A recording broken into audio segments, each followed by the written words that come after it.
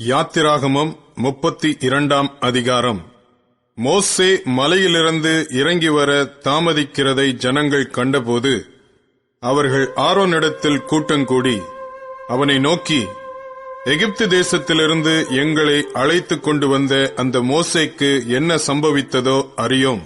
ஆதலால் நீர் எழுந்து எங்களுக்கு முன் செல்லும் தெய்வங்களை எங்களுக்காக உண்டு பண்ணும் என்றார்கள். அதற்கு ஆரோன், உங்கள் மனைவிகள் குமாரர் குமாரத்திகளுடைய காதுகளில் இருக்கிற பொன் அணிகளை கழற்றி என்னிடத்தில் கொண்டு வாருங்கள் என்றான். ஜனங்கள் எல்லாரும் தங்கள் காதுகளில் இருந்த பொன் அணிகளை கழற்றி ஆரோனிடத்தில் கொண்டு வந்தார்கள். அவர்கள் கையிலிருந்து அவன் அந்த பொன்னை வாங்கி சிற்பக் கருவியினால் கருபிடித்து ஒரு கன்றுக்குட்டியை வார்ப்பித்தான். அப்பொழுது அவர்கள், இஸ்ரவேலரே, உங்களை எகிப்து தேசத்திலிருந்து அழைத்துக் கொண்டு வந்த உங்கள் தெய்வங்கள் இவைகளே என்றார்கள். ஆரோன் அதை பார்த்து அதற்கு முன்பாக ஒரு பலிபீடத்தை கட்டி, நாளைக்கு கர்த்தருக்கு பண்டிகை என்று கூறினான். மறுநாள் அவர்கள் அதிகாலையில் எழுந்து சர்வாங்க தகன பலிகளை இட்டு சமாதான பலிகளை செலுத்தினார்கள். பின்பு ஜனங்கள் புசிக்கவும் குடிக்கவும் உட்கார்ந்து விளையாட எழுந்தார்கள். அப்பொழுது கர்த்தர் மோசேயை நோக்கி, நீ இறங்கிப் போ, எகிப்து தேசத்திலிருந்து நீ நடத்தி கொண்டு வந்த உன் ஜனங்கள் தங்களை கெடுத்துக் கொண்டார்கள். அவர்களுக்கு நான் விதித்த வழியை அவர்கள் சீக்கிரமாய் விட்டு விலகினார்கள். அவர்கள் தங்களுக்கு ஒரு கன்றுக்குட்டியை வார்ப்பித்து அதை பணிந்து கொண்டு அதற்கு பலியிட்டு, இஸ்ரவேலரே, உங்களை எகிப்து தேசத்திலிருந்து அழைத்துக் கொண்டு வந்த உங்கள் தெய்வங்கள் இவைகளே என்று சொன்னார்கள் என்றார். பின்னும் கர்த்தர் மோசேயை நோக்கி, இந்த ஜனங்களை பார்த்தேன், இவர்கள் வணங்கா கழுத்துள்ள ஜனங்கள். ஆகையால் என் கோபம் இவர்கள் மேல் மூளவும் நான் இவர்களை அழித்து போடவும் நீ என்னை விட்டுவிடு, உன்னை ஒரு பெரிய ஜாதியாக்குவேன் என்றார்.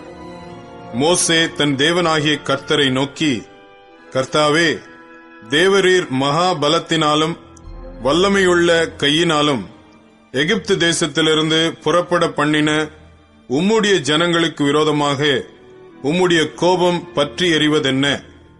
மலைகளில் அவர்களை கொன்று போடவும் பூமியின் மேல் இராதபடிக்கு அவர்களை நிர்மூலமாக்கவும் அவர்களுக்கு தீங்கு செய்யும் பொருட்டே அவர்களை புறப்பட பண்ணினார் என்று எகிப்தியர் சொல்லுவானேன்?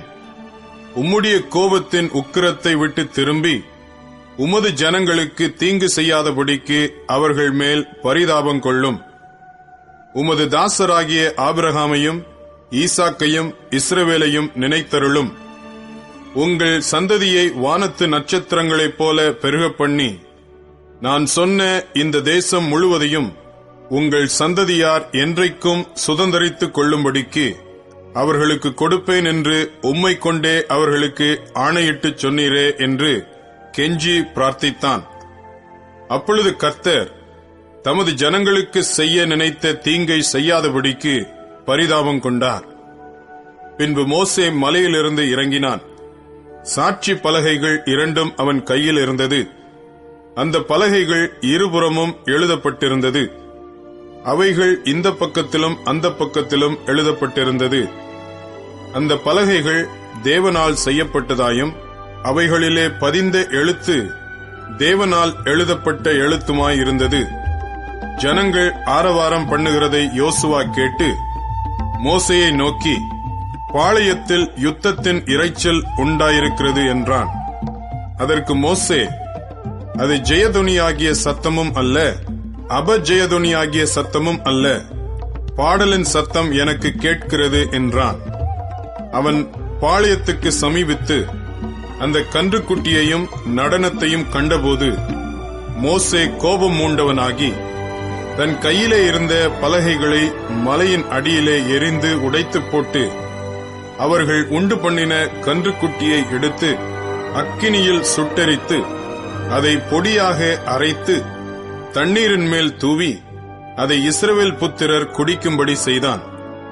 பின்பு மோசே ஆரோனை நோக்கி, நீ இந்த ஜனங்கள் மேல் இந்த பெரும் பாதகத்தை சுமத்துகிறதற்கு இவர்கள் உனக்கு என்ன செய்தார்கள் என்றான். அதற்கு ஆரோன், என் ஆண்டவனுக்கு கோபம் மூளாதிருப்பதாக, இது பொல்லாத ஜனம் என்று நீர் அறிந்திருக்கிறீர். இவர்கள் என்னை நோக்கி, எங்களுக்கு முன் செல்லும் தெய்வங்களை எங்களுக்கு உண்டு பண்ணும், எகிப்து தேசத்திலிருந்து எங்களை அழைத்துக் கொண்டு வந்த அந்த மோசேக்கு என்ன சம்பவித்ததோ அறியோம் என்றார்கள். அப்பொழுது நான், பொன்னுடைமை உடையவர்கள் எவர்களோ அவர்கள் அதை கழற்றி தரக்கடவர்கள் என்றேன். அவர்கள் அப்படியே செய்தார்கள். அதை அக்கினியிலே போட்டேன், அதிலிருந்து இந்த கன்றுக்குட்டி வந்தது என்றான்.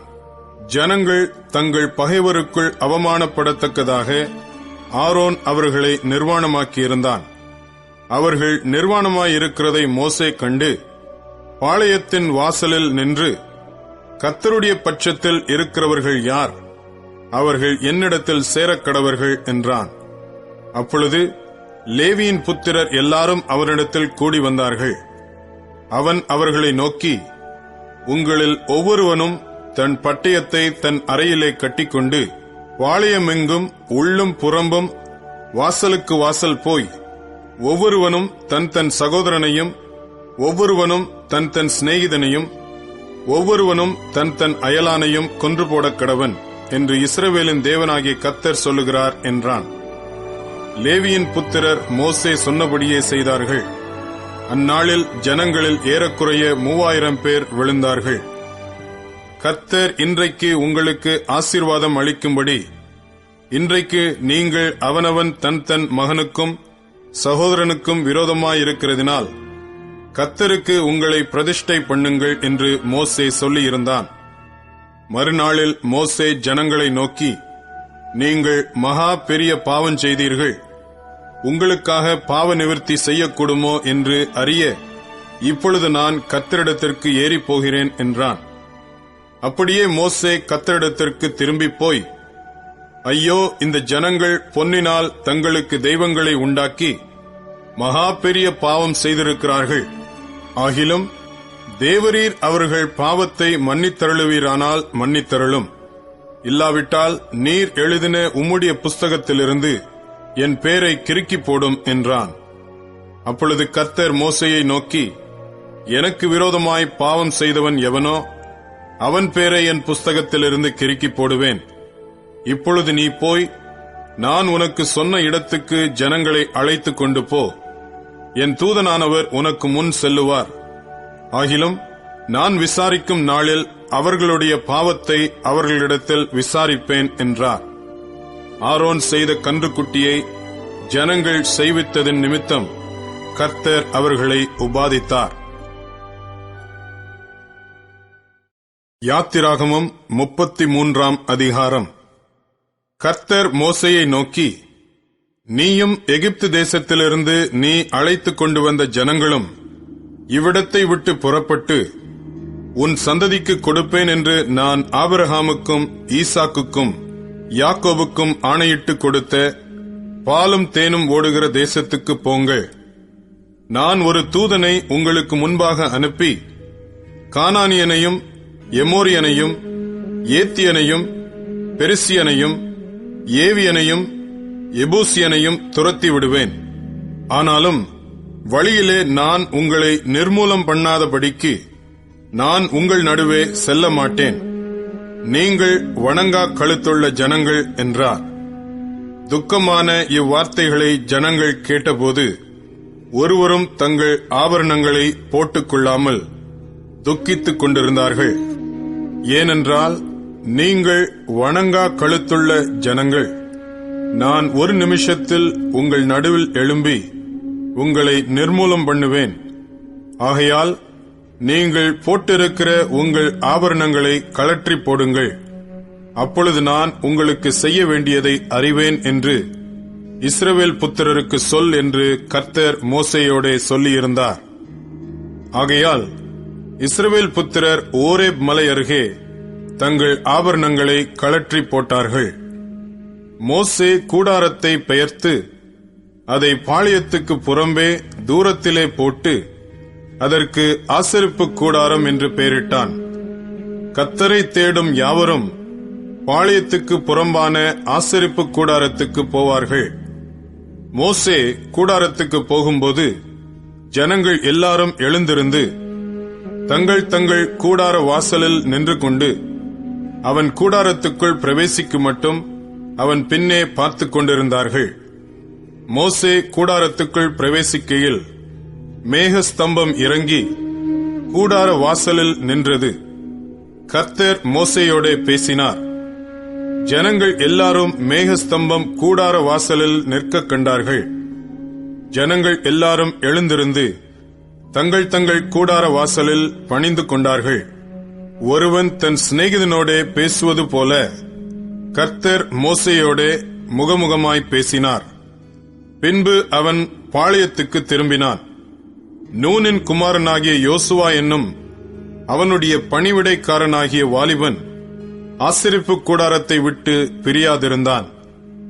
மோசே கர்த்தரை நோக்கி, தேவரீர் இந்த ஜனங்களை அழைத்துக் கொண்டு போ என்று சொன்னீர்.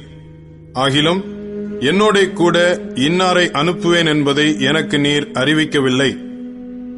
என்றாலும் உன்னை பேர் சொல்லி அழைத்து அறிந்திருக்கிறேன் என்றும் என் கண்களில் உனக்கு கிருபை கிடைத்தது என்றும் தேவரீர் சொன்னதுண்டே. உம்முடைய கண்களில் இப்பொழுது எனக்கு கிருபை கிடைத்ததானால் நான் உம்மை அறிவதற்கும் உம்முடைய கண்களில் எனக்கு கிருபை கிடைப்பதற்கும் உம்முடைய வழியை எனக்கு அறிவியும். இந்த ஜாதி உம்முடைய ஜனம் என்று நினைத்தருளும் என்றான். அதற்கு அவர், என் சமூகம் உனக்கு முன்பாக செல்லும், நான் உனக்கு இளைப்பாறுதல் தருவேன் என்றார். அப்பொழுது அவன் அவரை நோக்கி, உம்முடைய சமூகம் என்னோட கூட செல்லாமற் போனால் எங்களை இவ்விடத்திலிருந்து கொண்டு போகாதிரும். எனக்கும் உமது ஜனங்களுக்கும் உம்முடைய கண்களிலே கிருபை கிடைத்ததென்பது எதினால் அறியப்படும்? நீர் எங்களோட வருவதினால் அல்லவா? இப்படியே பூமியின் மேலுள்ள ஜனங்கள் எல்லாரிலும் நானும் உம்முடைய ஜனங்களும் விசேஷித்தவர்கள் என்று விளங்கும் என்றான். அப்பொழுது கர்த்தர் மோசேயை நோக்கி, நீ சொன்ன இந்த வார்த்தையின்படியே செய்வேன். என் கண்களில் உனக்கு கிருபை கிடைத்தது, உன்னை பேர் சொல்லி அழைத்து அறிந்திருக்கிறேன் என்றார். அப்பொழுது அவன், உம்முடைய மகிமையை எனக்கு காண்பித்தருளும் என்றான். அதற்கு அவர், என்னுடைய தயையை எல்லாம் நான் உனக்கு முன்பாக கடந்து போக பண்ணி கர்த்தருடைய நாமத்தை உனக்கு முன்பாக கூறுவேன். எவன் மேல் கிருபையாயிருக்க சித்தமாயிருப்பேனோ அவன் மேல் கிருபையாயிருப்பேன். எவன் மேல் இரக்கமாயிருக்க சித்தமாயிருப்பேனோ அவன் மேல் இரக்கமாயிருப்பேன் என்று சொல்லி, நீ என் முகத்தை காண மாட்டாய், ஒரு மனுஷனும் என்னை கண்டு உயிரோடு இருக்கக்கூடாது என்றார். பின்னும் கர்த்தர், இதோ என் அண்டையில் ஒரு இடம் உண்டு, நீ அங்கே கன்மலையில் நில்லு. என் மகிமை கடந்து போகும்போது நான் உன்னை அந்த கன்மலையின் வெடிப்பிலே வைத்து நான் கடந்து போகுமட்டும் என் கரத்தினால் உன்னை மூடுவேன். பின்பு என் கரத்தை எடுப்பேன், அப்பொழுது என் பின்பக்கத்தை காண்பாய், என் முகமோ காணப்படாது என்றார். யாத்திராகமம் 34 அதிகாரம். கர்த்தர் மோசேயை நோக்கி, முந்தின கற்பலகைகளுக்கு ஒத்த 2 கற்பலகைகளை இழைத்துக்கொள். நீ உடைத்து போட்ட முந்தின பலகைகளில் இருந்த வார்த்தைகளை அவைகளில் எழுதுவேன். விடியற்காலத்தில் நீ ஆயத்தமாகி சீனாய் மலையில் ஏறி அங்கே மலையின் உச்சியில் காலமே என் சமூகத்தில் வந்து நில்.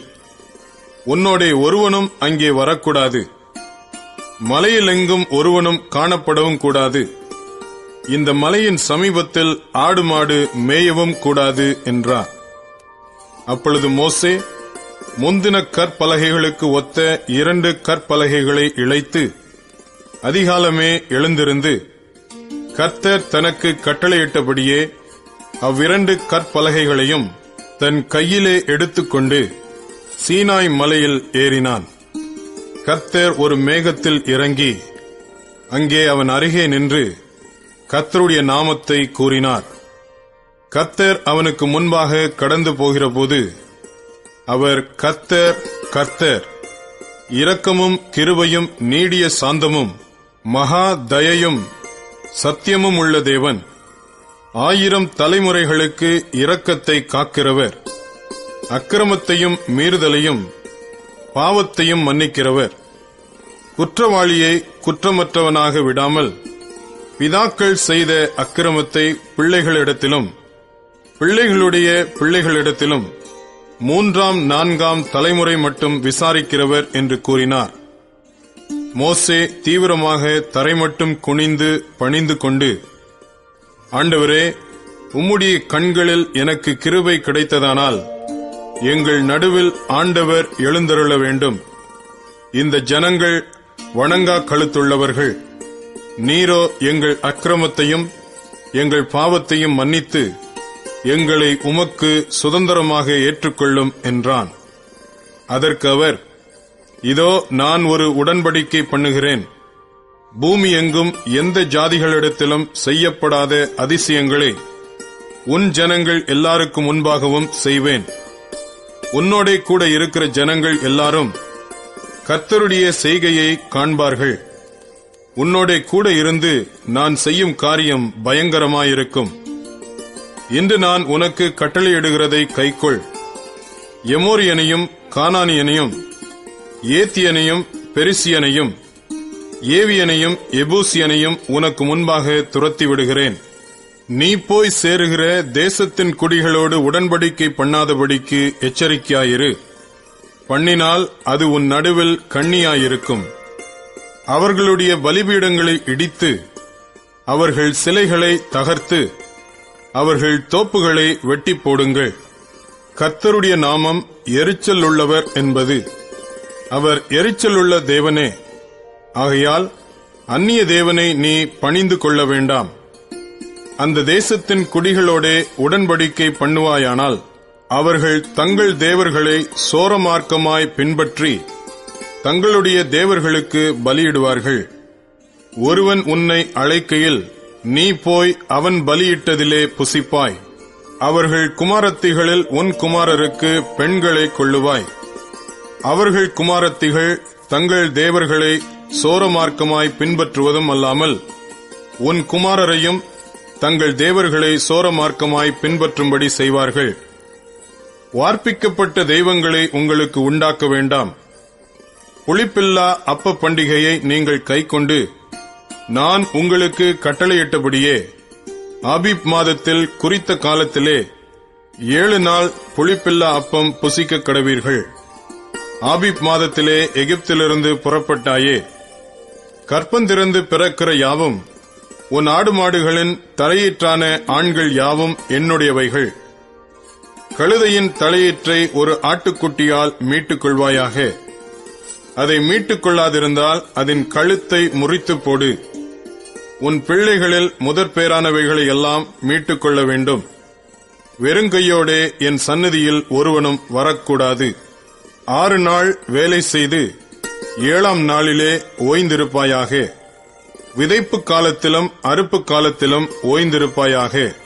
கோதுமை அறுப்பின் முதற்பலனை செலுத்தும் 7 வாரங்களின் பண்டிகையையும் வருஷ முடிவிலே சேர்ப்பு கால பண்டிகையையும் ஆசரிப்பாயாக. வருஷத்தில் 3 தரம் உங்கள் ஆண்மக்கள் எல்லாரும் இஸ்ரவேலின் தேவனாயிருக்கிற கர்த்தராகிய ஆண்டவரின் சந்நிதியில் வரக்கடவர்கள். நான் புறஜாதிகளை உங்கள் முன்னின்று துரத்திவிட்டு உங்கள் எல்லைகளை விஸ்தாரமாக்குவேன்.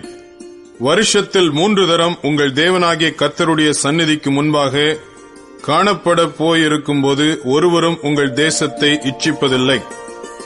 எனக்கு இடும் பலியின் இரத்தத்தை புளித்த மாவுடன் செலுத்த வேண்டாம். பஸ்கா பண்டிகையின் பலியை விடியற்காலம் வரைக்கும் வைக்கவும் வேண்டாம். உங்கள் நிலத்தில் முதல் விளைந்த முதற் பலத்தை உங்கள் தேவனாகிய கர்த்தரின் ஆலயத்துக்கு கொண்டு வாருங்கள். வெள்ளாட்டுக்குட்டியை அதன் தாயின் பாலிலே சமைக்க வேண்டாம் என்றார். பின்னும் கர்த்தர் மோசேயை நோக்கி, இந்த வார்த்தைகளை நீ எழுது. இந்த வார்த்தைகளின்படியே உன்னோடும் இஸ்ரவேலோடும் உடன்படிக்கை பண்ணினேன் என்றார். அங்கே அவன் அப்பம் புசியாமலும் தண்ணீர் குடியாமலும் இரவும் பகலும் 40 நாள் கர்த்தரோடே இருந்தான். அவன் 10 கற்பனைகளாகிய உடன்படிக்கையின் வார்த்தைகளை பலகைகளில் எழுதினான். மோசே சாட்சி பலகைகள் இரண்டையும் தன் கையில் எடுத்துக்கொண்டு சீனாய் மலையிலிருந்து இறங்குகிற போது தன்னோடே அவர் பேசினதினாலே தன் முகம் பிரகாசித்திருப்பதை அவன் அறியாதிருந்தான். ஆரோனும் இஸ்ரவேல் புத்திரர் எல்லாரும் மோசேயை பார்க்கும்போது அவன் முகம் பிரகாசித்திருப்பதைக் கண்டு அவன் சமீபத்தில் சேர பயந்தார்கள். மோசே அவர்களை அழைத்தான். அப்பொழுது ஆரோனும் சபையில் உள்ள பிரபுக்கள் யாவரும் அவனிடத்திற்கு திரும்பி வந்தார்கள். மோசே அவர்களோட பேசினான். பின்பு இஸ்ரவேல் புத்திரர் எல்லாரும் அவனிடத்தில் சேர்ந்தார்கள். அப்பொழுது அவன் சீனாய் மலையில் கர்த்தர் தன்னோட பேசினவைகளை எல்லாம் அவர்களுக்கு கற்பித்தான். மோசே அவர்களோட பேசி முடியும் அளவும் தன் முகத்தின் மேல் முக்காடு போட்டிருந்தான். மோசே கர்த்தருடைய சந்நிதியில் அவரோட பேசும்படிக்கு உட்பிரவேசித்தது முதல் வெளியே புறப்படும் மட்டும் முக்காடு போடாதிருந்தான். அவன் வெளியே வந்து தனக்கு கற்பிக்கப்பட்டதை இஸ்ரவேல் புத்திரரோட சொல்லும்போது இஸ்ரவேல் புத்திரர் அவன் முகம் பிரகாசித்திருப்பதைக் கண்டார்கள். மோசே அவரோட பேசும்படிக்கு உள்ளே பிரவேசிக்கும் வரைக்கும் முக்காட்டை திரும்ப தன் முகத்தின் மேல் போட்டுக் கொள்ளுவான்.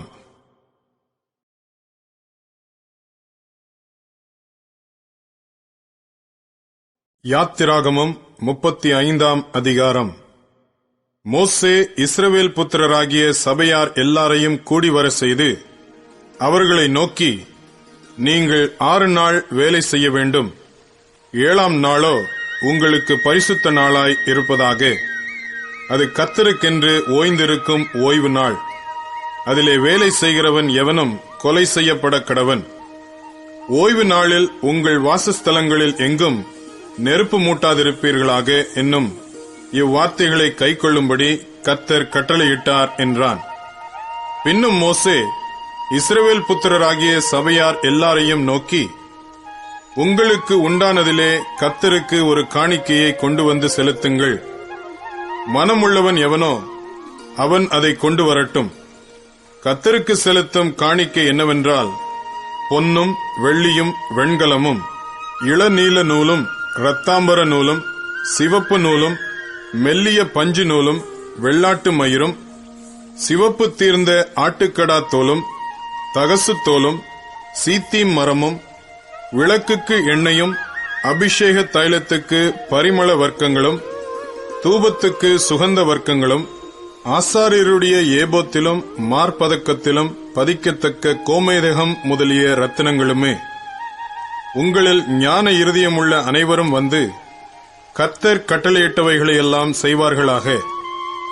வாசஸ்தலத்தையும் அதன் கூடாரத்தையும் அதன் மூடியையும் அதன் கொக்கிகளையும் அதன் பலகைகளையும் அதன் தாழ்பாள்களையும் அதன் தூண்களையும் அதன் பாதங்களையும் பெட்டியையும் அதன் தண்டுகளையும் கிருபாசனத்தையும் மறைவின் திரைச்சீலையையும் மேஜையையும் அதன் தண்டுகளையும் அதன் சகல பணிமுட்டுகளையும் சமூகத் தப்பங்களையும் வெளிச்சங்கொடுக்கும் குத்து விளக்கையும் அதன் கருவிகளையும் அதன் அகல்களையும் வெளிச்சத்துக்கு எண்ணெயையும் தூப பீடத்தையும் அதன் தண்டுகளையும் அபிஷேக தைலத்தையும் சுகந்த தூப வர்க்கத்தையும் வாசஸ்தலத்தின் வாசலுக்கு தொங்கு திரையையும் தகன பலிபீடத்தையும் அதன் வெண்கல சல்லடையையும் அதன் தண்டுகளையும் அதன் சகல பணிமுட்டுகளையும் தொட்டியையும் அதன் பாதத்தையும் பிரகாரத்தின் தொங்கு திரைகளையும்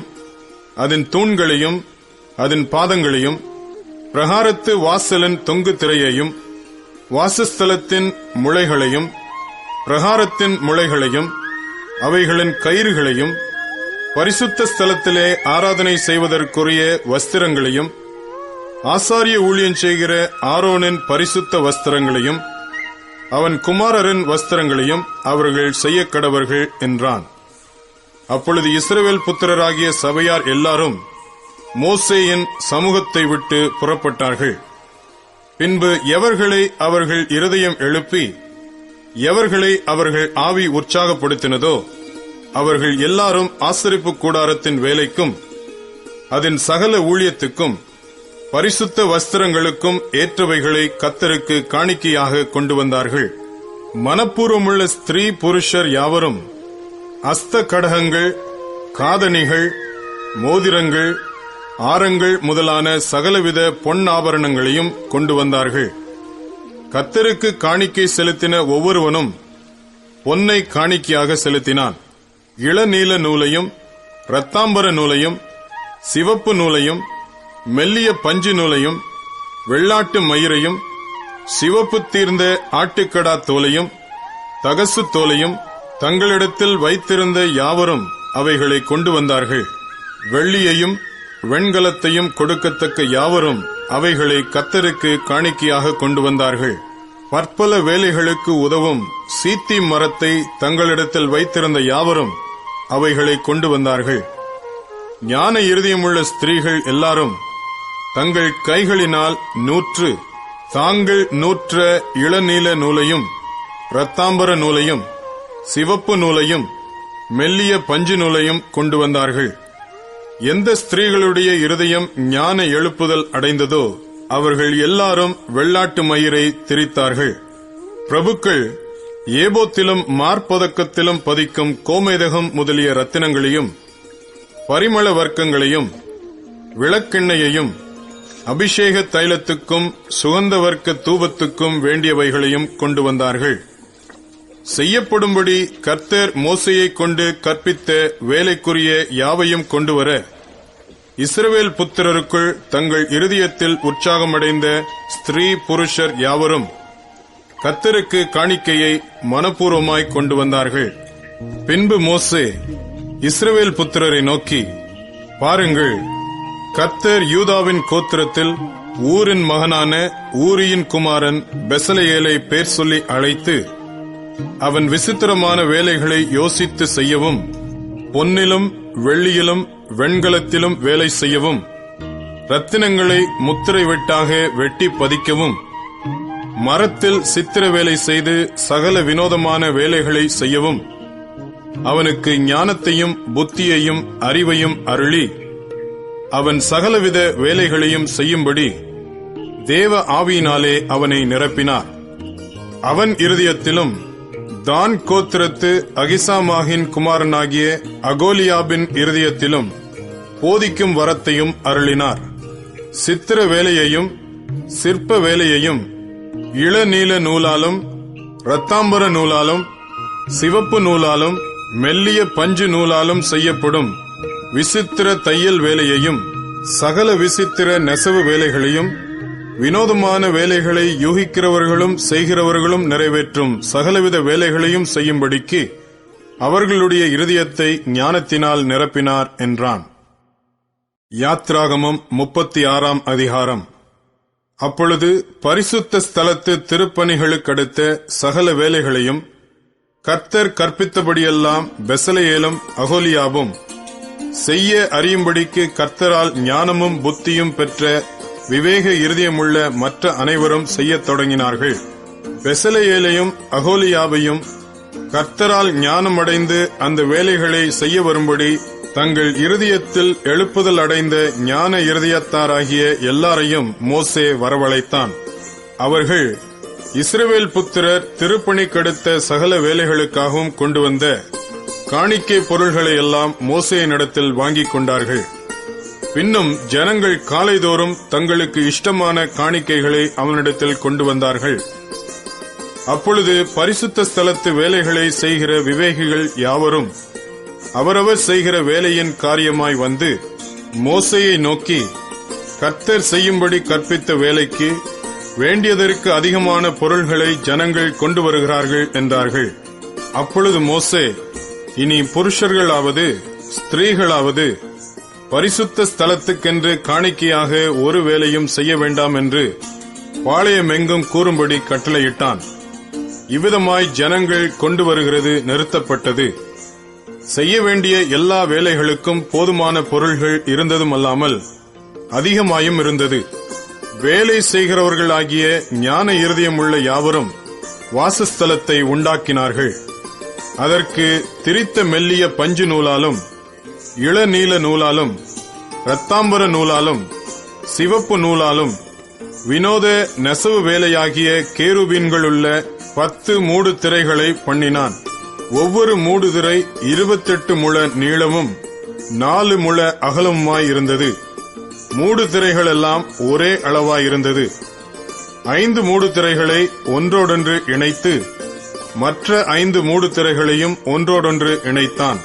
இணைக்கப்பட்ட ஒரு மூடு திரையின் ஓரத்தில் இளநீல நூலால் 50 காதுகளை உண்டு பண்ணி, அப்படியே இணைக்கப்பட்ட மற்ற மூடு திரையின் ஓரத்திலும் உண்டு பண்ணினான். காதுகள் ஒன்றோடொன்று இணைக்கப்பட்டவைகளாயிருந்தது.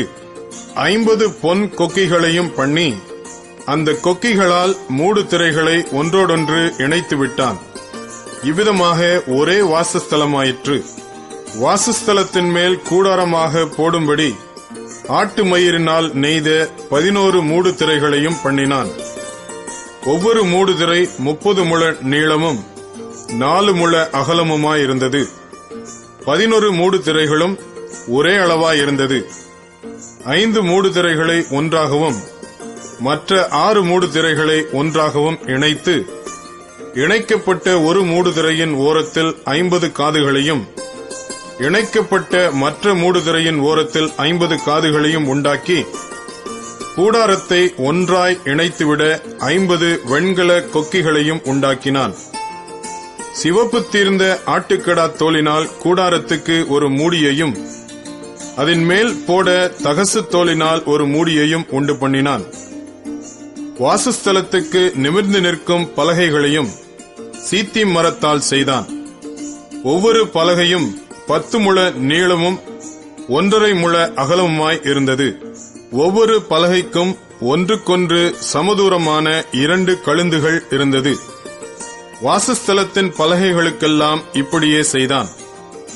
வாசஸ்தலத்திற்காக செய்யப்பட்ட பலகைகளில் தெற்கே தென் திசைக்கு 20 பலகைகளை உண்டாக்கி, அந்த 20 பலகைகளின் கீழே வைக்கும் 40 வெள்ளி பாதங்களையும் உண்டு பண்ணினான். ஒரு பலகையின் கீழ் அதன் 2 கழுந்துகளுக்கும் 2 பாதங்களையும், மற்ற பலகையின் கீழ் அதன் 2 கழுந்துகளுக்கும் 2 பாதங்களையும் பண்ணி வைத்து, வாசஸ்தலத்தின் மறுபக்கமாகிய வடபுறத்தில் 20 பலகைகளையும் அவைகளுக்கு 40 வெள்ளி பாதங்களையும் செய்தான். ஒரு பலகையின் கீழ் 2 பாதங்களும் மற்ற பலகையின் கீழ் 2 பாதங்களும் செய்தான். வாசஸ்தலத்தின் மேல் புறத்திற்கு 6 பலகைகளையும், வாசஸ்தலத்தின் இரு பக்கங்களில் உள்ள மூலைகளுக்கு 2 பலகைகளையும் செய்தான். அவைகள் கீழே இசைக்கப்பட்டிருந்தது. மேலேயும் ஒரு வளையத்தினால் இசைக்கப்பட்டிருந்தது. 2 மூலைகளிலும் உள்ள அவ்விரண்டிற்கும் அப்படியே செய்தான். அப்படியே 8 பலகைகளும் அவைகளுடைய ஒவ்வொரு பலகையின் கீழ் 2 பாதங்களாக 16 வெள்ளி பாதங்களும் இருந்தது. சீத்திம் மரத்தால் வாசஸ்தலத்தின் ஒரு பக்கத்து பலகைகளுக்கு 5 தாழ்பாள்களையும், வாசஸ்தலத்தின் மறுபக்கத்து பலகைகளுக்கு 5 தாழ்பாள்களையும், வாசஸ்தலத்தின் மேல்புறமான பின்பக்கத்து பலகைகளுக்கு 5 தாழ்பாள்களையும் பண்ணினான். நடுத்தாழ்பால் ஒரு முனை தொடங்கி மறுமுனை மட்டும் பலகைகளின் மையத்தில் உருவ பாயும்படி செய்தான். பலகைகளை பொன் தகட்டால் மூடி, தாழ்பாள்களின் இடங்களாகிய அவைகளின் வளையங்களை பொன்னினால் பண்ணி, தாழ்பாள்களை பொன் தகட்டால் மூடினான். இளநீல நூலாலும் இரத்தாம்பர நூலாலும் சிவப்பு நூலாலும் திரித்த மெல்லிய பஞ்சு நூலாலும் செய்யப்பட்டதும் விசித்திர வேலையாகிய கேருபீன்களுள்ளதுமான ஒரு திரைச்சீலையை உண்டு பண்ணி, அதற்கு சீத்திம் மரத்தினால் 4 தூண்களை செய்து, அவைகளை பொன் தகட்டால் மூடி, அவைகளின் கொக்கிகளை பொன்னினால் பண்ணி, அவைகளுக்கு 4 வெள்ளி பாதங்களை வார்ப்பித்தான். கூடார வாசலுக்கு இளநீல நூலாலும் இரத்தாம்பர நூலாலும் சிவப்பு நூலாலும் திரித்த மெல்லிய பஞ்சு நூலாலும் செய்த சித்திர தையல் வேலையான ஒரு தொங்கு திரையையும், அதன் 5 தூண்களையும் அவைகளின் வளைவாணிகளையும் உண்டாக்கி, அவைகளின் குமிழ்களையும் வளையங்களையும் பொன் தகட்டால் மூடினான். அவைகளின் 5 பாதங்களும் வெண்கலமாயிருந்தது. யாத்திராகமம் 37ஆம் அதிகாரம். பெசலெயேல் சீத்திம் மரத்தினால் பெட்டியை உண்டு பண்ணினான். அதன் நீளம் 2.5 முழமும், அதன் அகலம் 1.5 முழமும், அதன் உயரம் 1.5 முழமுமானது. அதை உள்ளும் புறம்பும் பசும் பொன் தகட்டால் மூடி சுற்றிலும் அதற்கு பொன் திறனையை உண்டாக்கி அதற்கு 4 பொன் வளையங்களை வார்ப்பித்து அவைகளை அதன் 4 மூலைகளிலும் போட்டு ஒரு பக்கத்தில் 2 வளையங்களும் மறுபக்கத்தில் 2 வளையங்களும் இருக்கும்படி தைத்து சீத்திம் மரத்தினால் தண்டுகளை செய்து அவைகளை பொன் தகட்டால் மூடி அந்த தண்டுகளால் பெட்டியை சுமக்கும்படி அவைகளை பெட்டியின் பக்கங்களில் இருக்கும் வளையங்களிலே பாய்ச்சினான். கிருபாசனத்தையும் பசும் பொன்னினால் பண்ணினான். அது 2.5 முழ நீளமும் 1.5 முழ அகலமுமானது. தகடாய் அடிக்கப்பட்ட பொன்னினால் 2 கேருபீன்களையும் உண்டாக்கி கிருபாசனத்தின் 2 ஓரங்களிலே ஒரு புறத்து ஓரத்தில் ஒரு கேருபீனும் மறுபுறத்து ஓரத்தில் மற்ற கேருபீனுமாக அந்த கேருபீன்களை கிருபாசனத்தின் 2 ஓரங்களிலும் அதனோடே ஏக வேலைப்பாடாகவே பண்ணினான். அந்த கேருபீன்கள் தங்கள் செட்டைகளை உயர விரித்து தங்கள் செட்டைகளால் கிருபாசனத்தை மூடுகிறவைகளும் ஒன்றுக்கொன்று எதிர்முகமுள்ளவைகளுமாயிருந்தது. கேருபீன்களின் முகங்கள் கிருபாசனத்தை நோக்கிக் கொண்டிருந்தது. மேஜையையும் சீத்திம் மரத்தால் பண்ணினான். அது 2 முழ நீளமும் 1 முழ அகலமும் 1.5 முழ உயரமுமானது. அதை பசும் பொன் தகட்டால் மூடி சுற்றிலும் அதற்கு பொன் திறனையை உண்டாக்கி சுற்றிலும் அதற்கு 4 விரற்கடையான சட்டத்தையும் அதன் சட்டத்திற்கு சுற்றிலும் பொன் திறனையையும் உண்டு பண்ணி அதற்கு 4 பொன் வளையங்களை வார்ப்பித்து அவைகளை அதன் 4 கால்களுக்கு இருக்கும் 4 மூலைகளிலும் தைத்தான். அந்த வளையங்கள் மேஜையை சுமக்கும் தண்டுகளை பாய்ச்சும் இடங்களாயிருக்கும்படி சட்டத்தின் அருகே இருந்தது. மேஜையை சுமக்கும் அந்த தண்டுகளை சீத்திம் மரத்தால் பண்ணி அவைகளை பொன் தகட்டால் மூடி மேஜையின் மேலிருக்கும் பாத்திரங்களாகிய அதன் பனிமுட்டுகளையும் அதன் தட்டுகளையும் தூபக் கரண்டிகளையும் அதன் பானபலி கரகங்களையும் மூடுகிறதற்கான அதன் கிண்ணங்களையும் பசும் பொன்னினால் உண்டாக்கினான். குத்து விளக்கையும் பசும் பொன்னினால் அடிப்பு வேலையாய் உண்டாக்கினான்.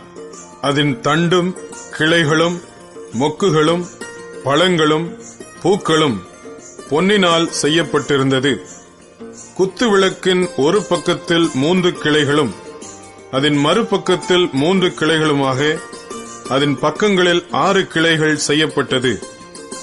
ஒவ்வொரு கிளையிலே வாதுமை கொட்டைக்கு ஒப்பான 3 மொக்குகளும் 1 பழமும் 1 பூவும் இருந்தது. குத்து விளக்கில் செய்யப்பட்ட 6 கிளைகளிலும் அப்படியே இருந்தது. விளக்கு தண்டில் வாதுமை கொட்டைக்கு ஒப்பான 4 மொக்குகளும் பழங்களும் பூக்களும் இருந்தது. அதில் செய்யப்பட்ட 2 கிளைகளின் கீழ் 1 பழமும் வேறு 2 கிளைகளின் கீழ் 1 பழமும் மற்ற 2 கிளைகளின் கீழ் 1 பழமும் இருந்தது. விளக்கு தண்டில் செய்யப்பட்ட 6 கிளைகளுக்கும் அப்படியே இருந்தது. அவைகளின் பழங்களும் அவைகளின் கிளைகளும் பசும் பொன்னினால் ஒரே அடிப்பு வேலையாய் செய்யப்பட்டது. அதன் 7 அகல்களையும் அதன் கத்தரிகளையும் சாம்பல் பாத்திரங்களையும் பசும் பொன்னினால் செய்தான். அதையும் அதன் பனிமுட்டுகள் யாவையும் 1 தாலந்து பசும் பொன்னினால் செய்தான். தூப பீடத்தையும் சீத்திம் மரத்தினால் உண்டாக்கினான். அது 1 முழ நீளமும் 1 முழ அகலமுமான சதுரமும் 2 முழ உயரமுமாய் இருந்தது. அதன் கொம்புகள் அதனோட ஏக வேலைப்பாடாயிருந்தது. அதன் மேற்புறத்தையும் அதன் சுற்றுப்புறத்தையும் அதன் கொம்புகளையும் பசும் பொன் தகட்டால் மூடி சுற்றிலும் அதற்கு பொன் திறனையை உண்டு பண்ணி அந்த திறனையின் கீழ் அதன் 2 பக்கங்களில் இருக்கும் 2 மூலைகளிலும் 2 பொன் வளையங்களை பண்ணி அதை சுமக்கும் தண்டுகளை பாய்ச்சும் இடங்களாக தைத்து சீத்திம் மரத்தால் அந்த தண்டுகளை செய்து அவைகளை பொன் தகட்டால் மூடினான். பரிசுத்த அபிஷேக தைலத்தையும் சுத்தமான சுகந்தங்களின் தூப வர்க்கத்தையும் தைலக்காரன் வேலைக்கு ஒப்பாக உண்டு பண்ணினான். யாத்திராகமம் 38ஆம் அதிகாரம். தகன பலிபீடத்தையும் சீத்திம் மரத்தால் உண்டாக்கினான். அது 5 முழ நீளமும் 5 முழ அகலமும் சதுர வடிவும் 3 முழ உயரமுமானது. அதன் 4 மூலைகளிலும் அதனோடு ஏகமாய் இருக்கிற அதன் 4 கொம்புகளையும் உண்டாக்கி அதை வெண்கலத் தகட்டால் மூடி அந்த பீடத்தின் சகல பணிமுட்டுகளாகிய சாம்பல் எடுக்கத்தக்க சட்டிகளையும் கரண்டிகளையும் கிண்ணிகளையும் முள் துறடுகளையும் நெருப்பு சட்டிகளையும் உண்டாக்கினான். அதன் பணிமுட்டுகளை எல்லாம் வெண்கலத்தினால் பண்ணினான். வலைப்பின்னல் போன்ற ஒரு வெண்கல சல்லடையையும் பலிபீடத்திற்கு உண்டாக்கி அதை அந்த பீடத்தின் சுற்றுக்கு கீழே பாதி உயரத்தில் இருக்கத்தக்கதாக வைத்து அந்த வெண்கல சல்லடையின் 4 மூலைகளிலும் தண்டுகளை பாய்ச்சுகிறதற்கு 4 வளையங்களை வார்ப்பித்து அந்த தண்டுகளை சீத்தி மரத்தால் பண்ணி அவைகளை வெண்கல தகட்டால் மூடி பலிபீடத்தை அவைகளால் சுமக்கத்தக்கதாக அதன் பக்கங்களிலுள்ள வளையங்களில் பாய்ச்சினான். பலிபீடத்தை உள்வெளிவிட்டு பலகைகளினால் செய்தான். ஆசரிப்பு கூடாரத்தின் வாசலில் கூட்டம் கூட்டமாய் கூடின ஸ்திரீகளின் தர்ப்பணங்களாலே வெண்கல தொட்டியையும் அதன் வெண்கல பாதத்தையும் உண்டாக்கினான். பிராகாரத்தையும் உண்டு பண்ணினான். தெற்கே தென் திசைக்கு எதிரான பிராகாரத்துக்கு திரித்த மெல்லிய பஞ்சு நூலால் நெய்த 100 முழ நீளமான தொங்கு திரைகளை செய்தான். அவைகளின் தூண்கள் 20, அவைகளின் வெண்கல பாதங்கள் 20. தூண்களின் கொக்கிகளும் அவைகளின் பூண்களும் வெள்ளி. வடபக்கத்து தொங்கு திரைகள் 100 முழம், அவைகளின் தூண்கள் 20, அவைகளின் வெண்கல பாதங்கள் 20. தூண்களின் கொக்கிகளும் பூண்களும் வெள்ளி. மேற்பக்கத்து தொங்கு திரைகள் 50 முழம், அவைகளின் தூண்கள் 10, அவைகளின் பாதங்கள் 10. தூண்களின் கொக்கிகளும் அவைகளின் பூண்களும் வெள்ளி. சூரியன் உதிக்கிற திசையாகிய கீழ்ப்பக்கத்து தொங்கு திரைகள் 50 முழம். ஒரு புறத்து தொங்கு திரைகள் 15 முழம், அவைகளின் தூண்கள் 3, அவைகளின் பாதங்கள் 3. பிராகார வாசலின் ஒரு புறத்துக்கு சரியாக மறுபுறத்திலும் தொங்கு திரைகள் 15 முழம், அவைகளின் தூண்கள் 3, அவைகளின் பாதங்கள் 3. சுற்று பிராகாரத்து தொங்கு திரைகளெல்லாம் மெல்லிய பஞ்சு நூலால் நெய்யப்பட்டிருந்தது. தூண்களின் பாதங்கள் வெண்கலம், தூண்களின் கொக்கிகளும் பூண்களும் வெள்ளி, அவைகளின் குமிழ்களை மூடிய தகடும் வெள்ளி. பிராகாரத்தின் தூண்கள் எல்லாம் வெள்ளி பூண்கள் போடப்பட்டவைகளுமாயிருந்தது. பிராகார வாசலின் தொங்கு திரை இளநீல நூலாலும் இரத்தாம்பர நூலாலும் சிவப்பு நூலாலும் திரித்த மெல்லிய பஞ்சு நூலாலும் செய்யப்பட்ட விசித்திர தையல் வேலையாயிருந்தது. அதன் நீளம் 20 முழம், அதன் அகலமும் உயரமும் பிராகாரத்தின் தொங்கு திரைகளுக்கு சரியாய் 5 முழம். அவைகளின் தூண்கள் 4, அவைகளின் வெண்கல பாதங்கள் 4, அவைகளின் கொக்கிகள் வெள்ளி, அவைகளின் குமிழ்களை மூடிய தகடும் அவைகளின் பூண்களும் வெள்ளி. வாசஸ்தலத்துக்கும் பிராகாரத்துக்கும் சுற்றிலும் இருந்த முளைகள் எல்லாம் வெண்கலம். மோசேயின் கட்டளைப்படி ஆசாரியனான ஆரோனின் குமாரனாகிய இத்தாமாரின் கையிலே லேவியரின் ஊழியத்திற்கென்று எண்ணி கொடுக்கப்பட்ட சாட்சியின் வாசஸ்தலத்து பொருள்களின் தொகை இதுவே. யூதாவின் கோத்திரத்தில் ஊரின் மகனாகிய ஊரியின் குமாரன் பெசலேயேல் கர்த்தர் மோசேக்கு கற்பித்ததையெல்லாம் செய்தான்.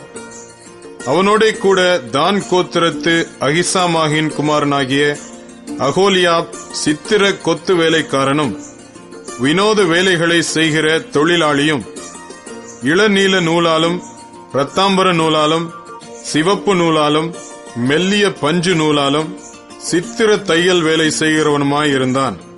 பரிசுத்த ஸ்தலத்தின் வேலைகள் யாவற்றிற்கும் காணிக்கையாக கொடுக்கப்பட்ட செலவான பொன்னெல்லாம் பரிசுத்த ஸ்தலத்தின் சேக்கலின்படி 29 தாலந்தும் 730 சேக்கல் நிறையுமாய் இருந்தது. சபையில் எண்ணப்பட்டவர்கள் கொடுத்த வெள்ளி பரிசுத்த ஸ்தலத்தின் சேக்கலின்படி 100 தாலந்தும் 1775 சேக்கல் நிறையுமாய் இருந்தது.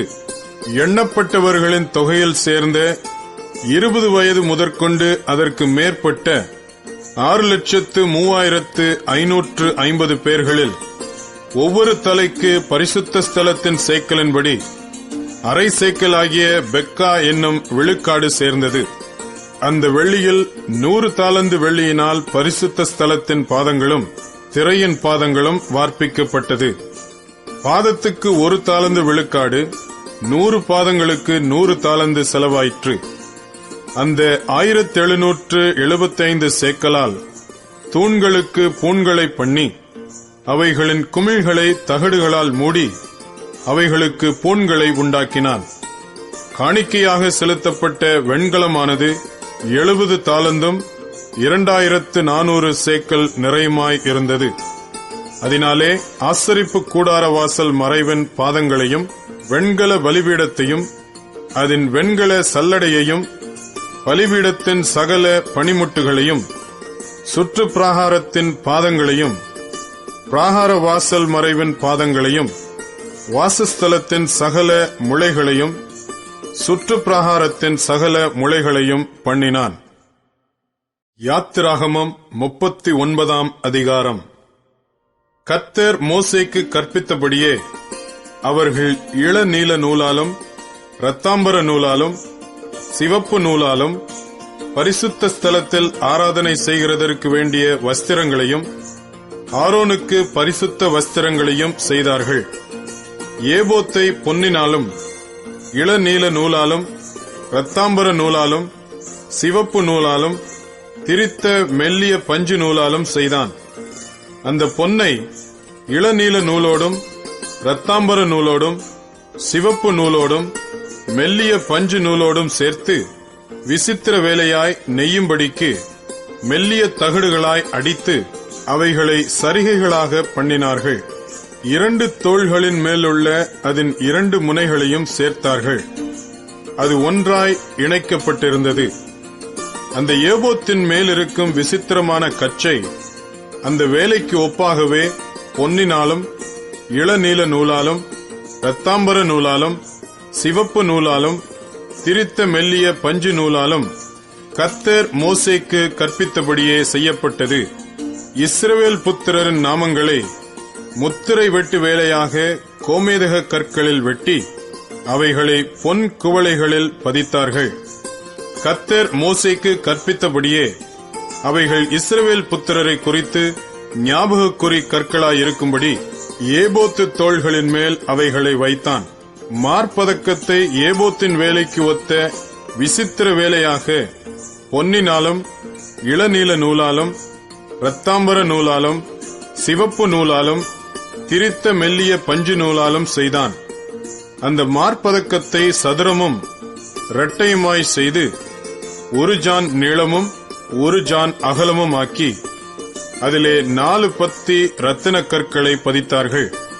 முதலாம் பத்தி பத்மராகமும் புஷ்பராகமும் மாணிக்கமும், 2ஆம் பத்தி மரகதமும் இந்திர நீலமும் வஜ்ரமும், 3ஆம் பத்தி கெம்பும் வைடூரியமும் சுகந்தியும், 4ஆம் பத்தி படிக பச்சையும் கோமேதகமும் யஸ்பியும் ஆனது. அவைகள் அந்தந்த இடங்களிலே பொன் குவளைகளில் பதிக்கப்பட்டிருந்தது. இந்த கற்கள் இஸ்ரவேல் புத்திரருடைய நாமங்களின்படியே 12 அவர்களுடைய நாமங்கள் உள்ளவைகளுமாயிருந்தது. 12 கோத்திரங்களில் ஒவ்வொரு கோத்திரத்தின் நாமம் ஒவ்வொன்றில் முத்திரை வெட்டாய் வெட்டியிருந்தது.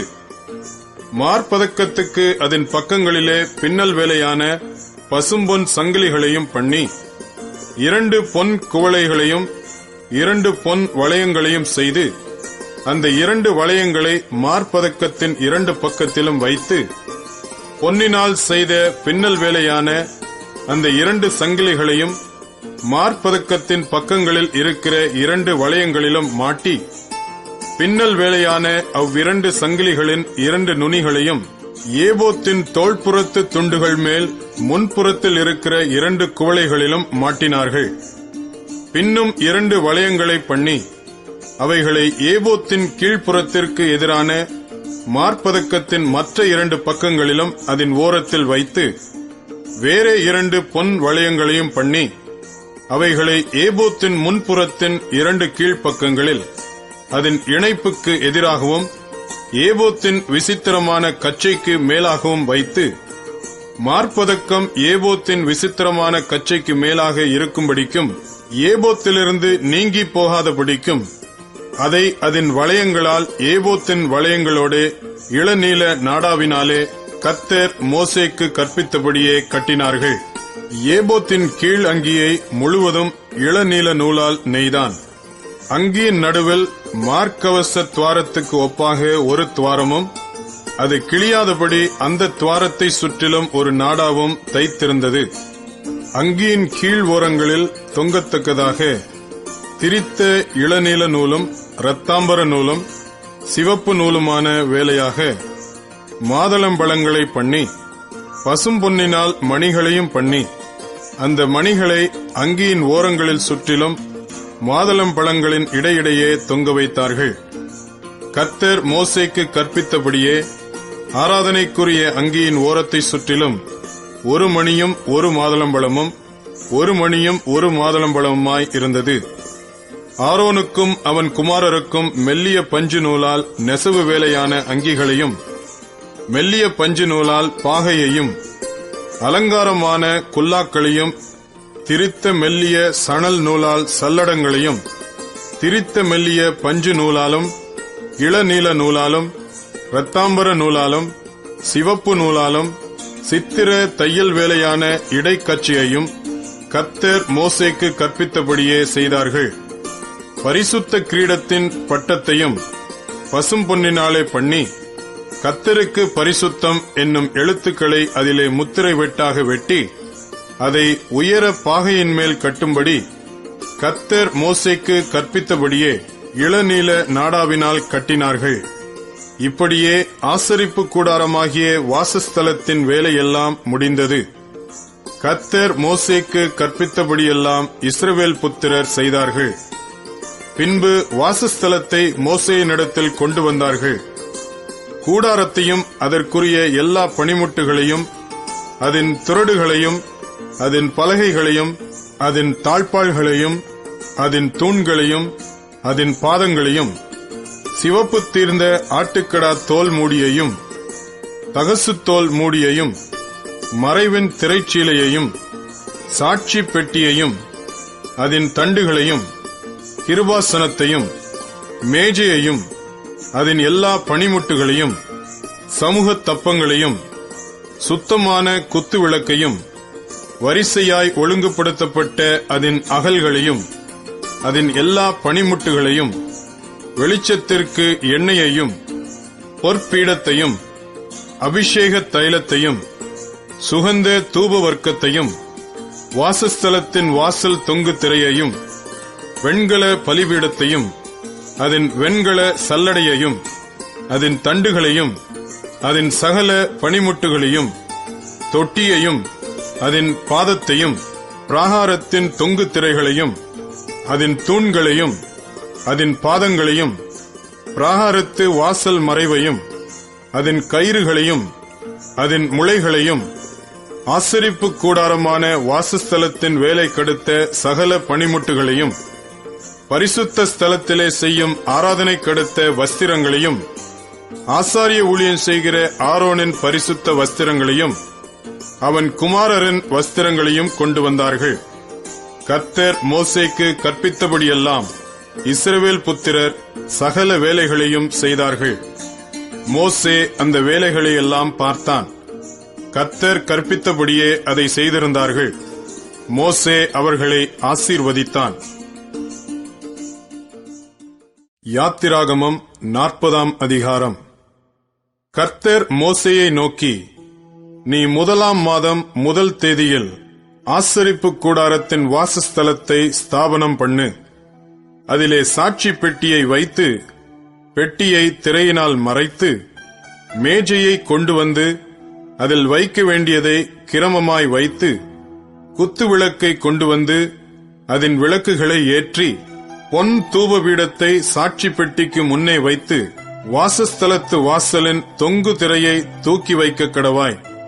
பின்பு தகன பலிபீடத்தை ஆசரிப்பு கூடாரமாகிய வாசஸ்தலத்தின் வாசலுக்கு முன்பாக வைத்து, தொட்டியை ஆசரிப்பு கூடாரத்துக்கும் பலிபீடத்துக்கும் நடுவே வைத்து அதிலே தண்ணீர் வார்த்து, சுற்று பிராகாரத்தை நிறுத்தி பிராகார வாசல் தொங்கு திரையை தூக்கி வைத்து, அபிஷேக தைலத்தை எடுத்து வாசஸ்தலத்தையும் அதிலுள்ள யாவையும் அபிஷேகம் பண்ணி, அதையும் அதிலுள்ள சகல பணிமுட்டுகளையும் பரிசுத்தப்படுத்துவாயாக. அப்பொழுது பரிசுத்தமாயிருக்கும். தகன பலிபீடத்தையும் அதன் சகல பணிமுட்டுகளையும் அபிஷேகம் பண்ணி அதை பரிசுத்தப்படுத்துவாயாக. அப்பொழுது அது மகா பரிசுத்தமான பலிபீடமாயிருக்கும். தொட்டியையும் அதன் பாதத்தையும் அபிஷேகம் பண்ணி பரிசுத்தப்படுத்துவாயாக. பின்பு ஆரோனையும் அவன் குமாரரையும் ஆசரிப்பு கூடார வாசலில் வர செய்து, அவர்களை ஜலத்தினால் ஸ்நானம் பண்ணுவித்து, ஆரோனுக்கு பரிசுத்த வஸ்திரங்களை உடுத்தி, எனக்கு ஆசாரிய ஊழியம் செய்யும்படிக்கு அவனை அபிஷேகம் பண்ணி அவனை பரிசுத்தப்படுத்துவாயாக. அவன் குமாரரையும் வர செய்து அவர்களுக்கு அங்கிகளை உடுத்தி, அவர்கள் எனக்கு ஆசாரிய ஊழியம் செய்யும்படி அவர்களையும் அவர்கள் தகப்பனை அபிஷேகம் பண்ணினபடியே அபிஷேகம் பண்ணுவாயாக. அவர்கள் பெறும் அந்த அபிஷேகம் தலைமுறை தோறும் நித்திய ஆசாரியத்துவத்துக்கு ஏதுவாயிருக்கும் என்றார். கர்த்தர் தனக்கு கற்பித்தபடியெல்லாம் மோசே செய்தான். 2ஆம் வருஷம் 1ஆம் மாதம் 1 தேதியில் வாசஸ்தலம் ஸ்தாபனம் பண்ணப்பட்டது. மோசே கூடாரத்தை எடுப்பித்தான். அவன் அதன் பாதங்களை வைத்து அதன் பலகைகளை நிறுத்தி அதன் தாழ்பாள்களை பாய்ச்சி அதன் தூண்களை நாட்டி வாசஸ்தலத்தின் மேல் கூடாரத்தை விரித்து அதன் மேல் கூடாரத்தின் மூடியை கர்த்தர் தனக்கு கற்பித்தபடியே போட்டான்.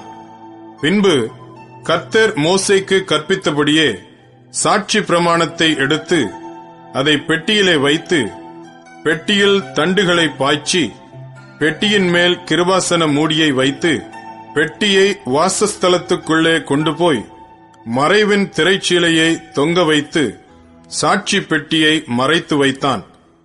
பின்பு கர்த்தர் மோசேக்கு கற்பித்தபடியே மேஜையை ஆசரிப்பு கூடாரத்தில் வாசஸ்தலத்தின் வடபுறமாய் திரைக்கு புறம்பாக வைத்து அதன் மேல் கர்த்தருடைய சமூகத்தில் அப்பத்தை வரிசையாக அடுக்கி வைத்தான்.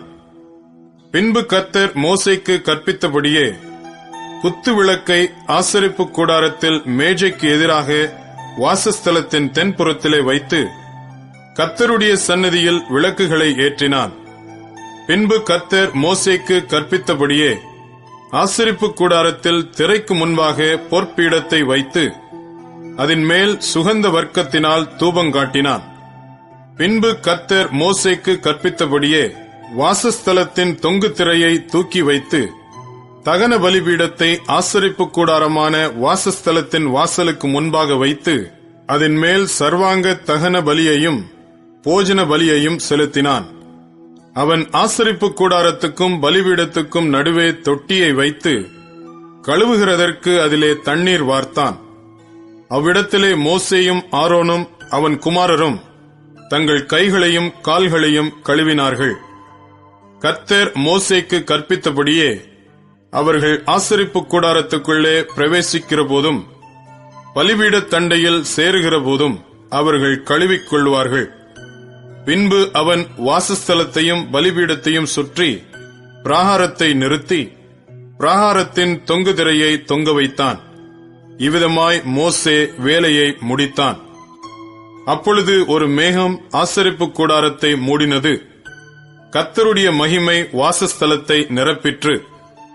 மேகம் அதன் மேல் தங்கி கர்த்தருடைய மகிமை வாசஸ்தலத்தை நிரப்பினதினால் மோசே ஆசரிப்பு கூடாரத்துக்குள் பிரவேசிக்க கூடாமல் இருந்தது. வாசஸ்தலத்திலிருந்து மேகம் மேலே எழும்பும்போது இஸ்ரவேல் புத்திரர் பிரயாணம் பண்ண புறப்படுவார்கள். மேகம் எழும்பாதிருந்தால் அது எழும்பும் நாள் வரைக்கும் பிரயாணம் பண்ணாதிருப்பார்கள்.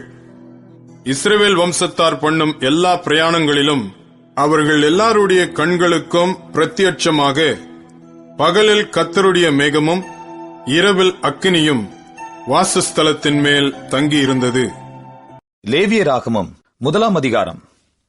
கர்த்தர் ஆசரிப்பு கூடாரத்திலிருந்து மோசேயை கூப்பிட்டு அவனை நோக்கி, நீ இஸ்ரவேல் புத்திரரிடத்தில் சொல்ல வேண்டியது என்னவென்றால், உங்களில் ஒருவன் கர்த்தருக்கு பலி செலுத்த வந்தால் மாட்டு மந்தையிலாவது ஆட்டு மந்தையிலாவது ஒரு மிருகத்தை தெரிந்தெடுத்து பலி செலுத்த வேண்டும்.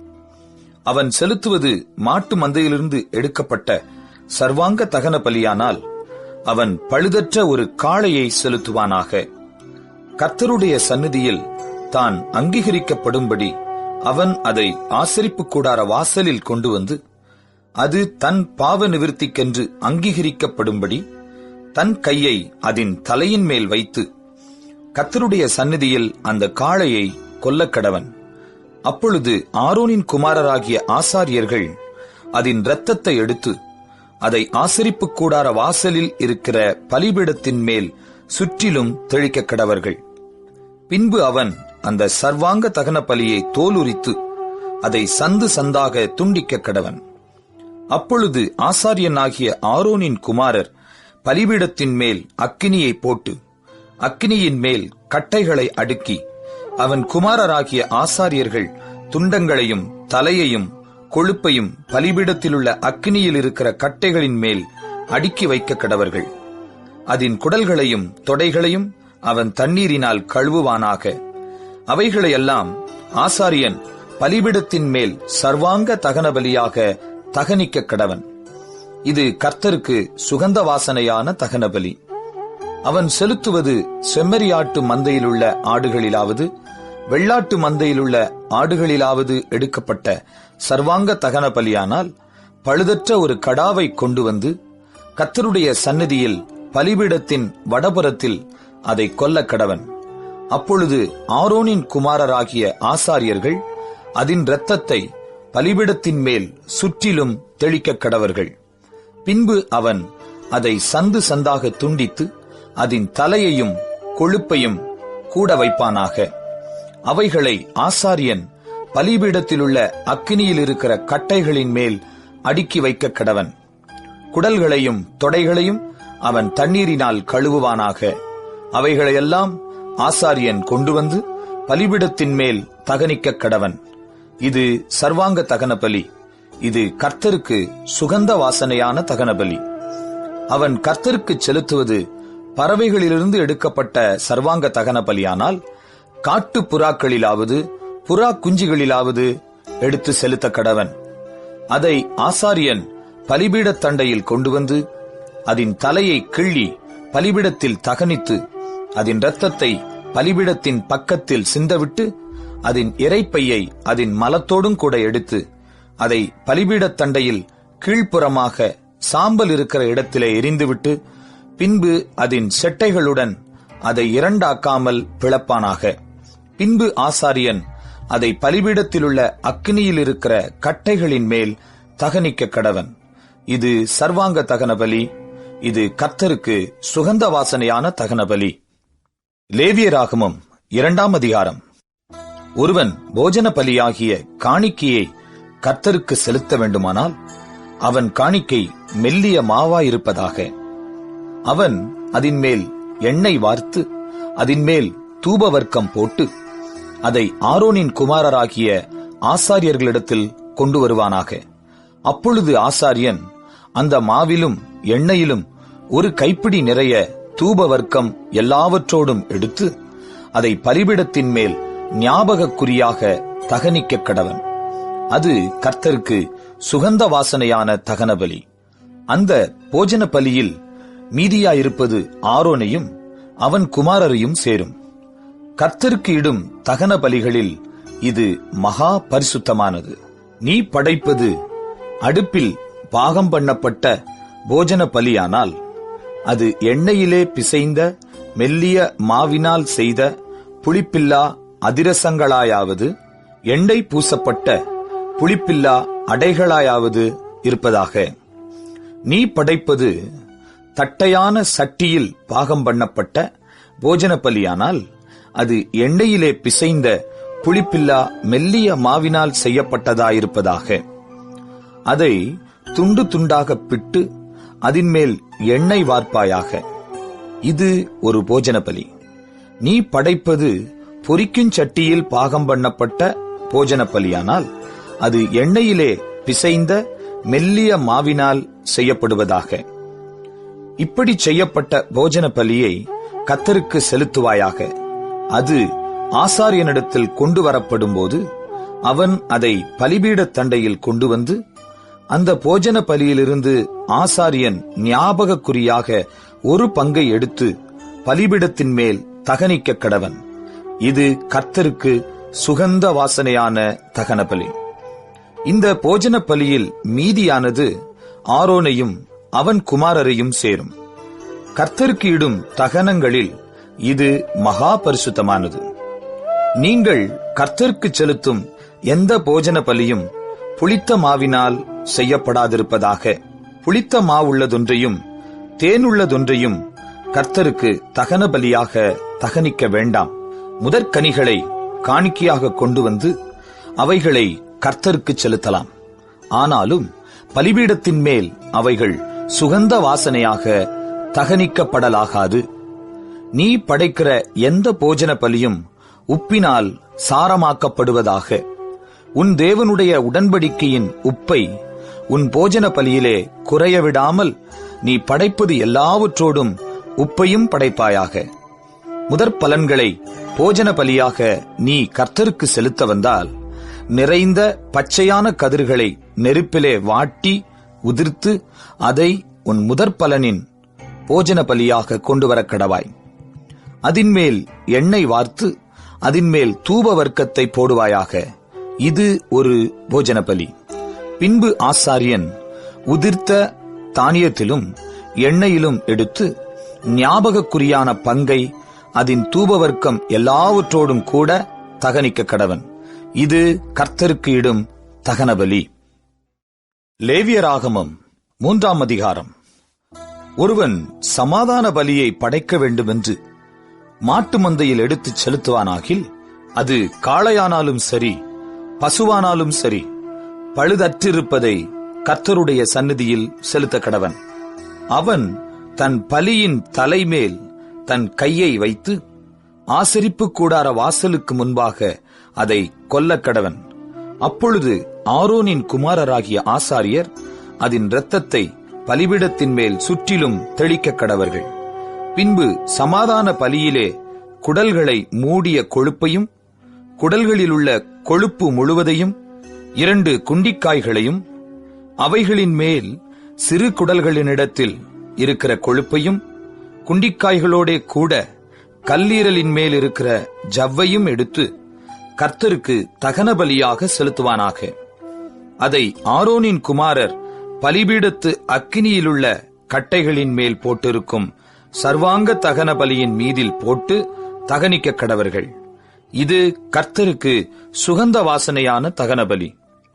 அவன் கர்த்தருக்கு சமாதான பலியை படைக்க வேண்டுமென்று ஆட்டு மந்தையிலிருந்து எடுத்துச் செலுத்துவானாகில் அது ஆண் ஆனாலும் சரி பெண் ஆனாலும் சரி பழுதற்றிருப்பதை செலுத்துவானாக. அவன் ஆட்டுக்குட்டியை பலியாக செலுத்த வேண்டுமானால் அதை கர்த்தருடைய சந்நிதியில் கொண்டு வந்து தன் பலியின் தலைமேல் தன் கையை வைத்து ஆசரிப்பு கூடாரத்துக்கு முன்பாக அதை கொல்லக் கடவன். அப்பொழுது ஆரோனின் குமாரர் அதன் இரத்தத்தை பலிபீடத்தின் மேல் சுற்றிலும் தெளிக்க கடவர்கள். பின்பு அவன் சமாதான பலியிலே அதன் கொழுப்பையும் நடுவெலும்பிலிருந்து எடுத்த முழு வாலையும் குடல்களை மூடிய கொழுப்பையும் அவைகளின் மேல் இருக்கிற கொழுப்பு முழுவதையும் 2 குண்டிக்காய்களையும் அவைகளின் மேல் சிறு குடல்களினிடத்தில் இருக்கிற கொழுப்பையும் குண்டிக்காய்களோட கூட கல்லீரலின் மேல் இருக்கிற ஜவ்வையும் எடுத்து கர்த்தருக்கு தகன பலியாக செலுத்த கடவன். அதை ஆசாரியன் பலிபீடத்தின் மேல் தகனிக்க கடவன். இது கர்த்தருக்கு இடும் தகன ஆகாரம். அவன் செலுத்துவது வெள்ளாடாயிருக்குமானால் அவன் அதை கர்த்தருடைய சந்நிதியில் கொண்டு வந்து அதன் தலைமேல் தன் கையை வைத்து ஆசரிப்பு கூடாரத்துக்கு முன்பாக அதை கொல்லக் கடவன். அப்பொழுது ஆரோனின் குமாரர் அதன் இரத்தத்தை பலிபீடத்தின் மேல் சுற்றிலும் தெளிக்க கடவர்கள். அவன் அதிலே குடல்களை மூடிய கொழுப்பையும் அவைகள் மேலிருக்கிற கொழுப்பு முழுவதையும் 2 குண்டிக்காய்களையும் அவைகளின் மேல் சிறு குடல்களினிடத்தில் இருக்கிற கொழுப்பையும் குண்டிக்காய்களோட கூட கல்லீரலின் மேல் இருக்கிற ஜவ்வையும் எடுத்து கர்த்தருக்கு தகன பலியாக செலுத்த கடவன். ஆசாரியன் பலிபீடத்தின் மேல் அவைகளை தகனிக்க கடவன். இது சுகந்த வாசனையான தகன ஆகாரம்.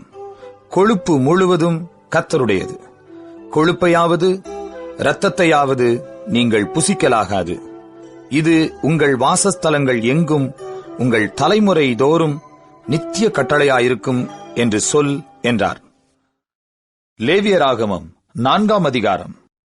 பின்னும் கர்த்தர் மோசேயை நோக்கி, நீ இஸ்ரவேல் புத்திரரிடத்தில் சொல்ல வேண்டியது என்னவென்றால், ஒருவன் கர்த்தருடைய கட்டளைகளில் யாதொன்றை அறியாமையினால் மீறி செய்யத்தகாததை செய்து பாவத்துக்கு உட்பட்டால் அறிய வேண்டியதாவது, அபிஷேகம் பெற்ற ஆசாரியன் ஜனங்கள் குற்றத்திற்கு உட்படத்தக்கதாக பாவம் செய்தால் தான் செய்த பாவத்தின் நிமித்தம் பழுதற்ற ஒரு இளம் காளையை பாவ நிவாரண பலியாக கர்த்தருடைய சந்நிதியில் கொண்டுவர கடவன். அவன் அந்த காளையை ஆசரிப்பு கூடார வாசலிலே கர்த்தருடைய சந்நிதியில் கொண்டு வந்து அதன் தலைமேல் தன் கையை வைத்து கர்த்தருடைய சந்நிதியில் அதை கொல்லக் கடவன்.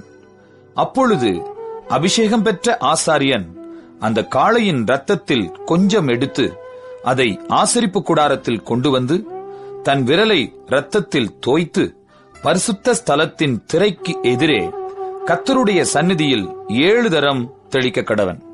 பின்பு ஆசாரியன் அந்த இரத்தத்தில் கொஞ்சம் எடுத்து ஆசரிப்பு கூடாரத்திலே கர்த்தருடைய சந்நிதியில் இருக்கும் சுகந்த தூபபீடத்து கொம்புகளின் மேல் பூசி காளையினுடைய மற்ற இரத்தம் முழுவதையும் ஆசரிப்பு கூடார வாசலுக்கு முன்பாக இருக்கிற தகன பலிபீடத்தின் அடியிலே ஊற்றிவிட்டு பாவ நிவாரண பலியான காளையின் எல்லா கொழுப்புமாகிய குடல்களை மூடிய கொழுப்பையும் அவைகள் மேலிருக்கிற கொழுப்பு முழுவதையும் 2 குண்டிக்காய்களையும் அவைகள் மேல் சிறு குடல்களினிடத்தில் இருக்கிற கொழுப்பையும் குண்டிக்காய்களோடே கூட கல்லீரலின் மேல் இருக்கிற ஜவ்வையும் சமாதான பலியின் காளையிலிருந்து எடுக்கிறது போல அதிலிருந்து எடுத்து அவைகளை தகன பலிபீடத்தின் மேல் தகனிக்க கடவன். காளையின் தோலையும் அதன் மாம்சம் முழுவதையும் அதன் தலையையும் தொடைகளையும் அதன் குடல்களையும் அதன் சாணியையும் காளை முழுவதையும் பாளையத்துக்கு புறம்பே சாம்பல் கொட்டுகிற சுத்தமான இடத்திலே கொண்டு போய் கட்டைகளின் மேல் போட்டு அக்கினியாலே சுட்டரிக்க கடவன். சாம்பல் கொட்டியிருக்கிற இடத்திலே அதை சுட்டரிக்க கடவன். இஸ்ரவேல் சபையார் எல்லாரும் அறியாமையினால் பாவம் செய்து காரியம் தங்கள் கண்களுக்கு மறைவாய் இருக்கிறதினால் கர்த்தருடைய கட்டளைகளில் யாதொன்றை மீறி செய்யத்தகாததை செய்து பாவத்துக்குட்பட்டு குற்றவாளிகளானால் அவர்கள் செய்த பாவம் தெரிய வரும்போது சபையார் அந்த பாவத்தின் நிமித்தம் ஒரு இளங்காளையை ஆசரிப்பு கூடாரத்துக்கு முன்பாக பலியிட கொண்டு வர வேண்டும். சபையின் மூப்பர் கர்த்தருடைய சந்நிதியில் தங்கள் கைகளை அதன் தலைமேல் வைக்க கடவர்கள். பின்பு கர்த்தருடைய சந்நிதியில் அந்த காளையை கொல்ல வேண்டும். அப்பொழுது அபிஷேகம் பெற்ற ஆசாரியன் அதன் இரத்தத்தில் கொஞ்சம் எடுத்து ஆசரிப்பு கூடாரத்தில் கொண்டு வந்து தன் விரலை இரத்தத்தில் தோய்த்து கர்த்தருடைய சந்நிதியில் திரைக்கு எதிரே 7 தரம் தெளித்து ஆசரிப்பு கூடாரத்தில் கர்த்தருடைய சந்நிதியில் இருக்கும் பலிபீடத்தின் கொம்புகளின் மேல் அந்த இரத்தத்தில் கொஞ்சம் பூசி மற்ற இரத்தமெல்லாம் ஆசரிப்பு கூடார வாசலில் இருக்கிற தகன பலிபீடத்தின் அடியிலே ஊற்றிவிட்டு அதன் கொழுப்பு முழுவதையும் அதிலிருந்து எடுத்து பலிபீடத்தின் மேல் தகனித்து பாவ நிவாரண பலியின் காளையை செய்த பிரகாரம் இந்த காளையையும் செய்து இவ்வண்ணமாய் ஆசாரியன் அவர்களுக்கு பாவ நிவிர்த்தி செய்ய கடவன். அப்பொழுது அது அவர்களுக்கு மன்னிக்கப்படும். பின்பு காளையை பாளையத்துக்கு புறம்பே கொண்டு போய் முந்தின காளையை சுட்டரித்தது போல சுட்டரிக்க கடவன். இது சபைக்காக செய்யப்படும் பாவ நிவாரண பலி. ஒரு பிரபு தன் தேவனாகிய கர்த்தருடைய கட்டளைகளில் யாதொன்றை மீறி அறியாமையினால் செய்யத்தகாததை செய்து பாவத்துக்கு உட்பட்டு குற்றவாளியானால், தான் செய்தது பாவம் என்று தனக்கு தெரிய வரும்போது, அவன் வெள்ளாடுகளில் பழுதற்ற ஒரு இளம் கடாவை பலியாக கொண்டு வந்து அந்த கடாவின் தலைமேல் தன் கையை வைத்து கர்த்தருடைய சந்நிதியில் சர்வாங்க தகன பலி கொல்லப்படும் இடத்தில் அதை கொல்லக்கடவன். இது பாவ நிவாரண பலி. அப்பொழுது ஆசாரியன் அதன் இரத்தத்தில் கொஞ்சம் தன் விரலால் எடுத்து தகன பலிபீடத்து கொம்புகளின் மேல் பூசி, மற்ற இரத்தத்தை தகன பலிபீடத்தின் அடியிலே ஊற்றிவிட்டு அதன் கொழுப்பு முழுவதையும் சமாதான பலியின் கொழுப்பைப் போல பலிபீடத்தின் மேல் தகனித்து, இவ்வண்ணமாய் ஆசாரியன் அவன் செய்த பாவத்தை குறித்து அவனுக்காக பாவ நிவிர்த்தி செய்ய கடவன். அப்பொழுது அது அவனுக்கு மன்னிக்கப்படும்.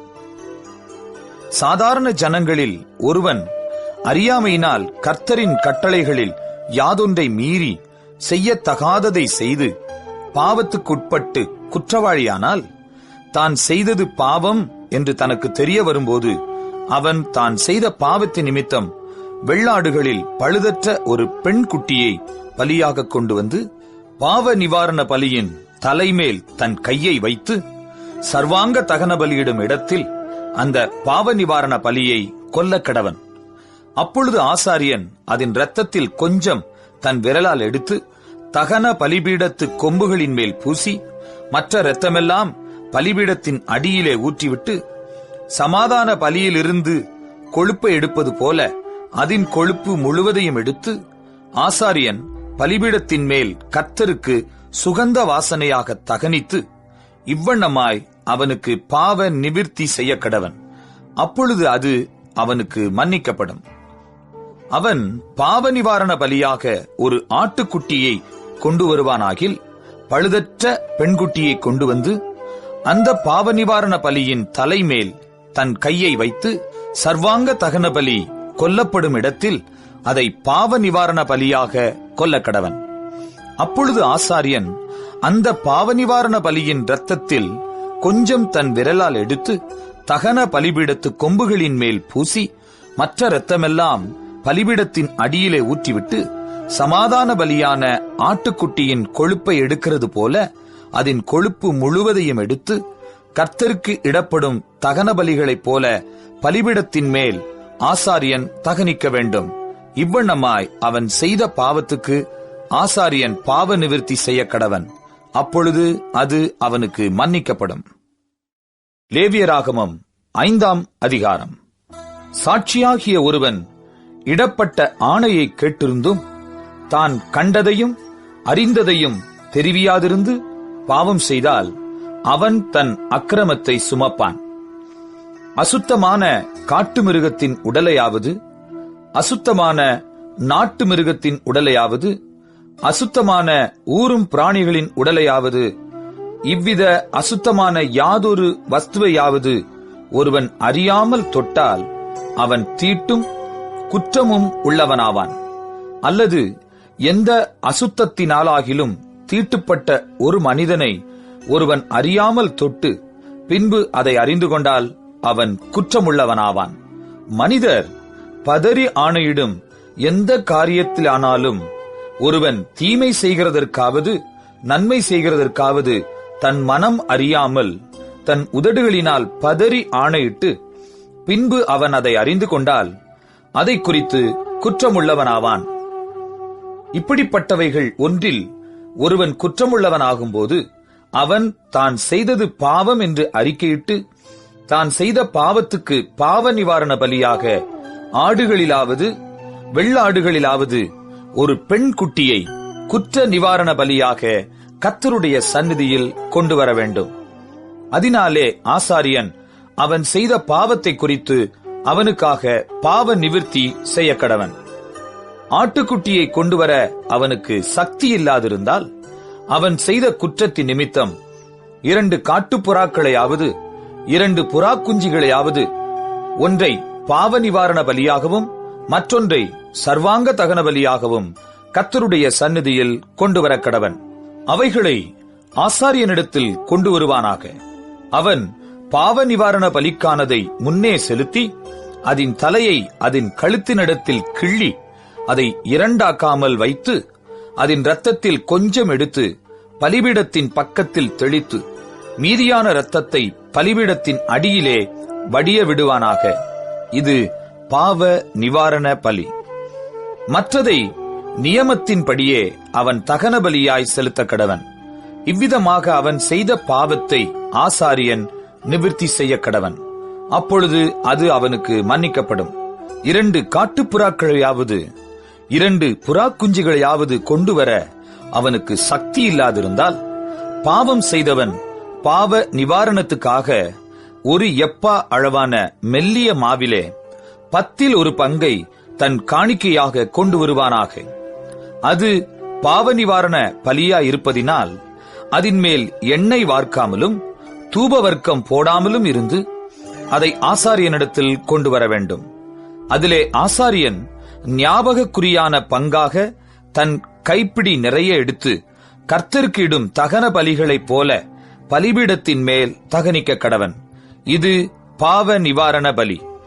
இவ்விதமாக மேற்சொல்லிய காரியங்கள் ஒன்றில் அவன் செய்த பாவத்துக்காக ஆசாரியன் பாவ நிவிர்த்தி செய்ய கடவன்.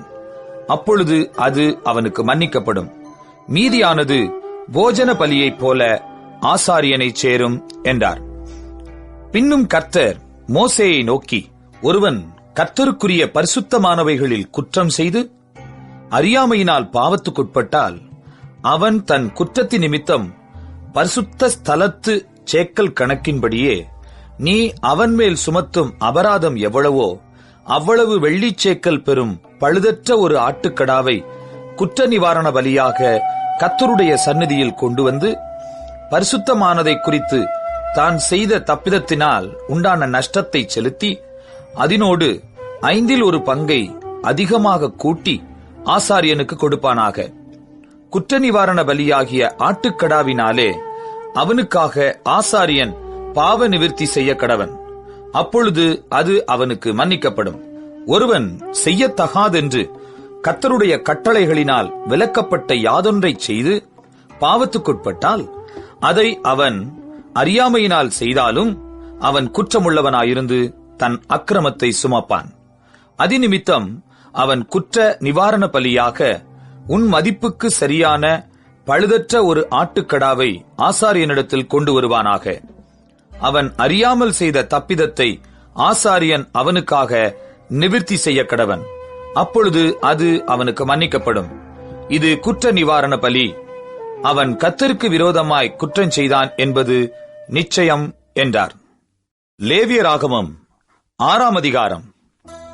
பின்னும் கர்த்தர் மோசேயை நோக்கி, ஒருவன் கர்த்தருக்கு விரோதமாக அநியாயம் செய்து தன் வசத்தில் ஒப்புவிக்கப்பட்ட பொருளிலாவது கொடுக்கல் வாங்கலிலாவது தன் அயலானுக்கு மாறாட்டம் பண்ணி அல்லது ஒரு வஸ்துவை பலாத்காரமாய் பறித்து கொண்டு அல்லது தன் அயலானுக்கு இடுக்கண் செய்து அல்லது காணாமற் போனதை கண்டடைந்தும் அதை மறுதலித்து அதை குறித்து பொய் ஆணையிட்டு மனிதர் செய்யும் இவை முதலான யாதொரு காரியத்தில் பாவம் செய்தானேயாகில் அவன் செய்த பாவத்தினாலே குற்றவாளியானபடியால் தான் பலாத்காரமாய் பறித்துக் கொண்டதையும் இடுக்கண் செய்து பெற்றுக்கொண்டதையும் தன் வசத்திலே ஒப்புவிக்கப்பட்டதையும் காணாமற் போயிருந்து தான் கண்டெடுத்ததையும் பொய்யானையிட்டு சம்பாதித்த பொருளையும் திரும்ப கொடுக்க கடவன். அந்த முதலை கொடுக்கிறதும் அல்லாமல் அதனோடே 5 1 பங்கு அதிகமாகவும் கூட்டி அதை தான் குற்ற நிவாரண பலியை இடும் நாளில் அதற்குரியவனுக்கு கொடுத்துவிட்டு தன் குற்ற நிவாரண பலியாக உன் மதிப்புக்கு சரியான பழுதற்ற ஆட்டுக்கடாவை கர்த்தருக்கு செலுத்தும்படி அதை ஆசாரியனிடத்தில் குற்ற நிவாரண பலியாக கொண்டு வருவானாக. கர்த்தருடைய சந்நிதியில் அவன் பாவத்தை ஆசாரியன் நிவிர்த்தி செய்ய கடவன். அப்பொழுது அவன் குற்றவாளியாகச் செய்த அப்படிப்பட்ட எந்த காரியமும் அவனுக்கு மன்னிக்கப்படும் என்றார். பின்னும் கர்த்தர் மோசேயை நோக்கி, நீ ஆரோனுக்கும் அவன் குமாரருக்கும் கற்பிக்க வேண்டிய சர்வாங்க தகன பலிக்குரிய பிரமாணம் என்னவென்றால், சர்வாங்க தகன பலியானது ரா முழுவதும் விடியற்கால மட்டும் பலிபீடத்தின் மேல் எரிய வேண்டும். பலிபீடத்தின் மேலுள்ள அக்கினி எரிந்து கொண்டே இருக்க வேண்டும். ஆசாரியன் தன் சணல் நூல் அங்கியை தரித்து தன் சணல் நூல் ஜல்லடத்தை அறையில் போட்டுக்கொண்டு பலிபீடத்தின் மேல் அக்கினியில் எரிந்த சர்வாங்க தகன பலியின் சாம்பலை எடுத்து பலிபீடத்து பக்கத்தில் கொட்டி, பின்பு தன் வஸ்திரங்களை கழற்றி வேறு வஸ்திரங்களை உடுத்திக் கொண்டு அந்த சாம்பலை பாளையத்துக்கு புறம்பே சுத்தமான ஒரு இடத்திலே கொண்டு போய் கொட்டக்கடவன். பலிபீடத்தின் மேலிருக்கிற அக்கினி அவியாமல் எரிந்து கொண்டிருக்க வேண்டும். ஆசாரியன் காலைதோறும் அதின்மேல் எரியும்படி கட்டைகளை போட்டு அதின்மேல் சர்வாங்க தகன பலியை வரிசையாக வைத்து அதின்மேல் சமாதான பலிகளின் கொழுப்பை போட்டு தகனிக்க கடவன். பலிபீடத்தின் மேல் அக்கினி எப்பொழுதும் எரிந்து கொண்டிருக்க வேண்டும். அது ஒருபொழுதும் அவிந்து போகலாகாது. போஜன பலியின் பிரமாணம் என்னவென்றால், ஆரோனின் குமாரர் அதை கர்த்தருடைய சந்நிதியில் பலிபீடத்துக்கு முன்னே படைக்க வேண்டும். அவன் போஜன பலியின் மெல்லிய மாவிலும் அதன் எண்ணெயிலும் தன் கைப்பிடி நிறைய எடுத்து போஜன பலியின் மேலுள்ள தூபவர்க்கம் யாவற்றோடும் கூட அதை ஞாபக குறியாக பலிபீடத்தின் மேல் கர்த்தருக்கு சுகந்த வாசனையாக தகனிக்க கடவன்.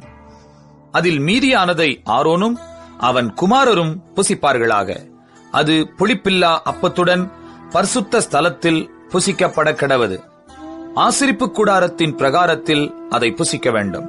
அதை புளித்த மாவுள்ளதாக பாகம் பண்ண வேண்டாம்.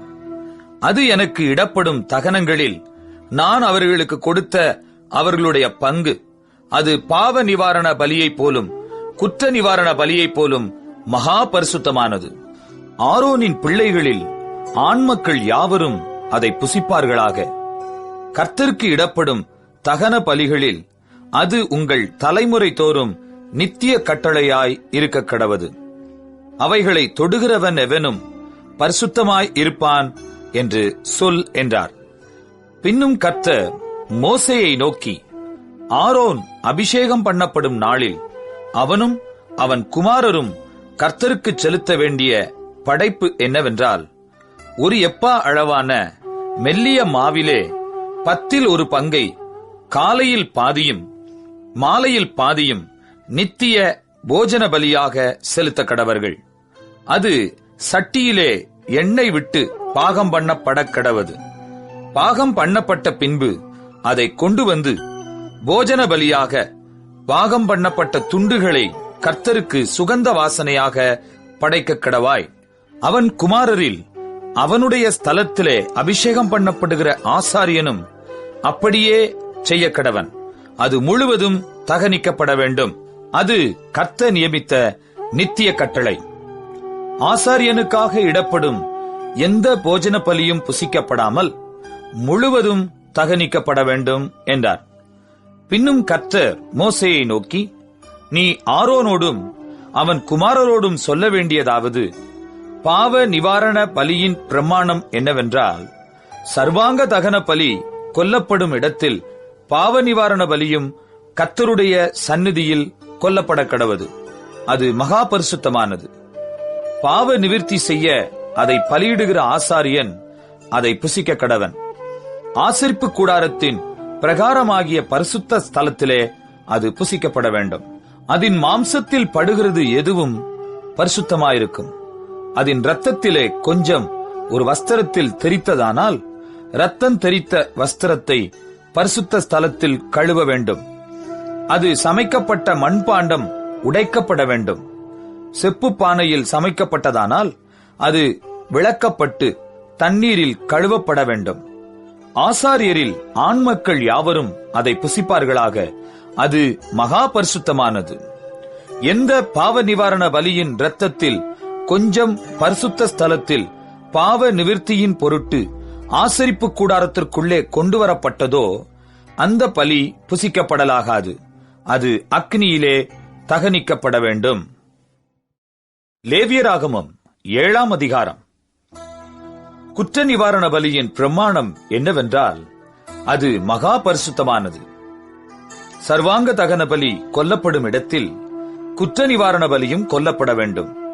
அதன் இரத்தத்தை பலிபீடத்தின் மேல் சுற்றிலும் தெளித்து அதனுடைய கொழுப்பு முழுவதையும், அதன் வாலையும், குடல்களை மூடிய கொழுப்பையும், 2 குண்டிக்காய்களையும், அவைகளின் மேல் சிறு குடல்களினிடத்தில் இருக்கிற கொழுப்பையும், குண்டிக்காய்களோட கூட கல்லீரலின் மேல் இருக்கிற ஜவ்வையும் எடுத்து செலுத்துவானாக.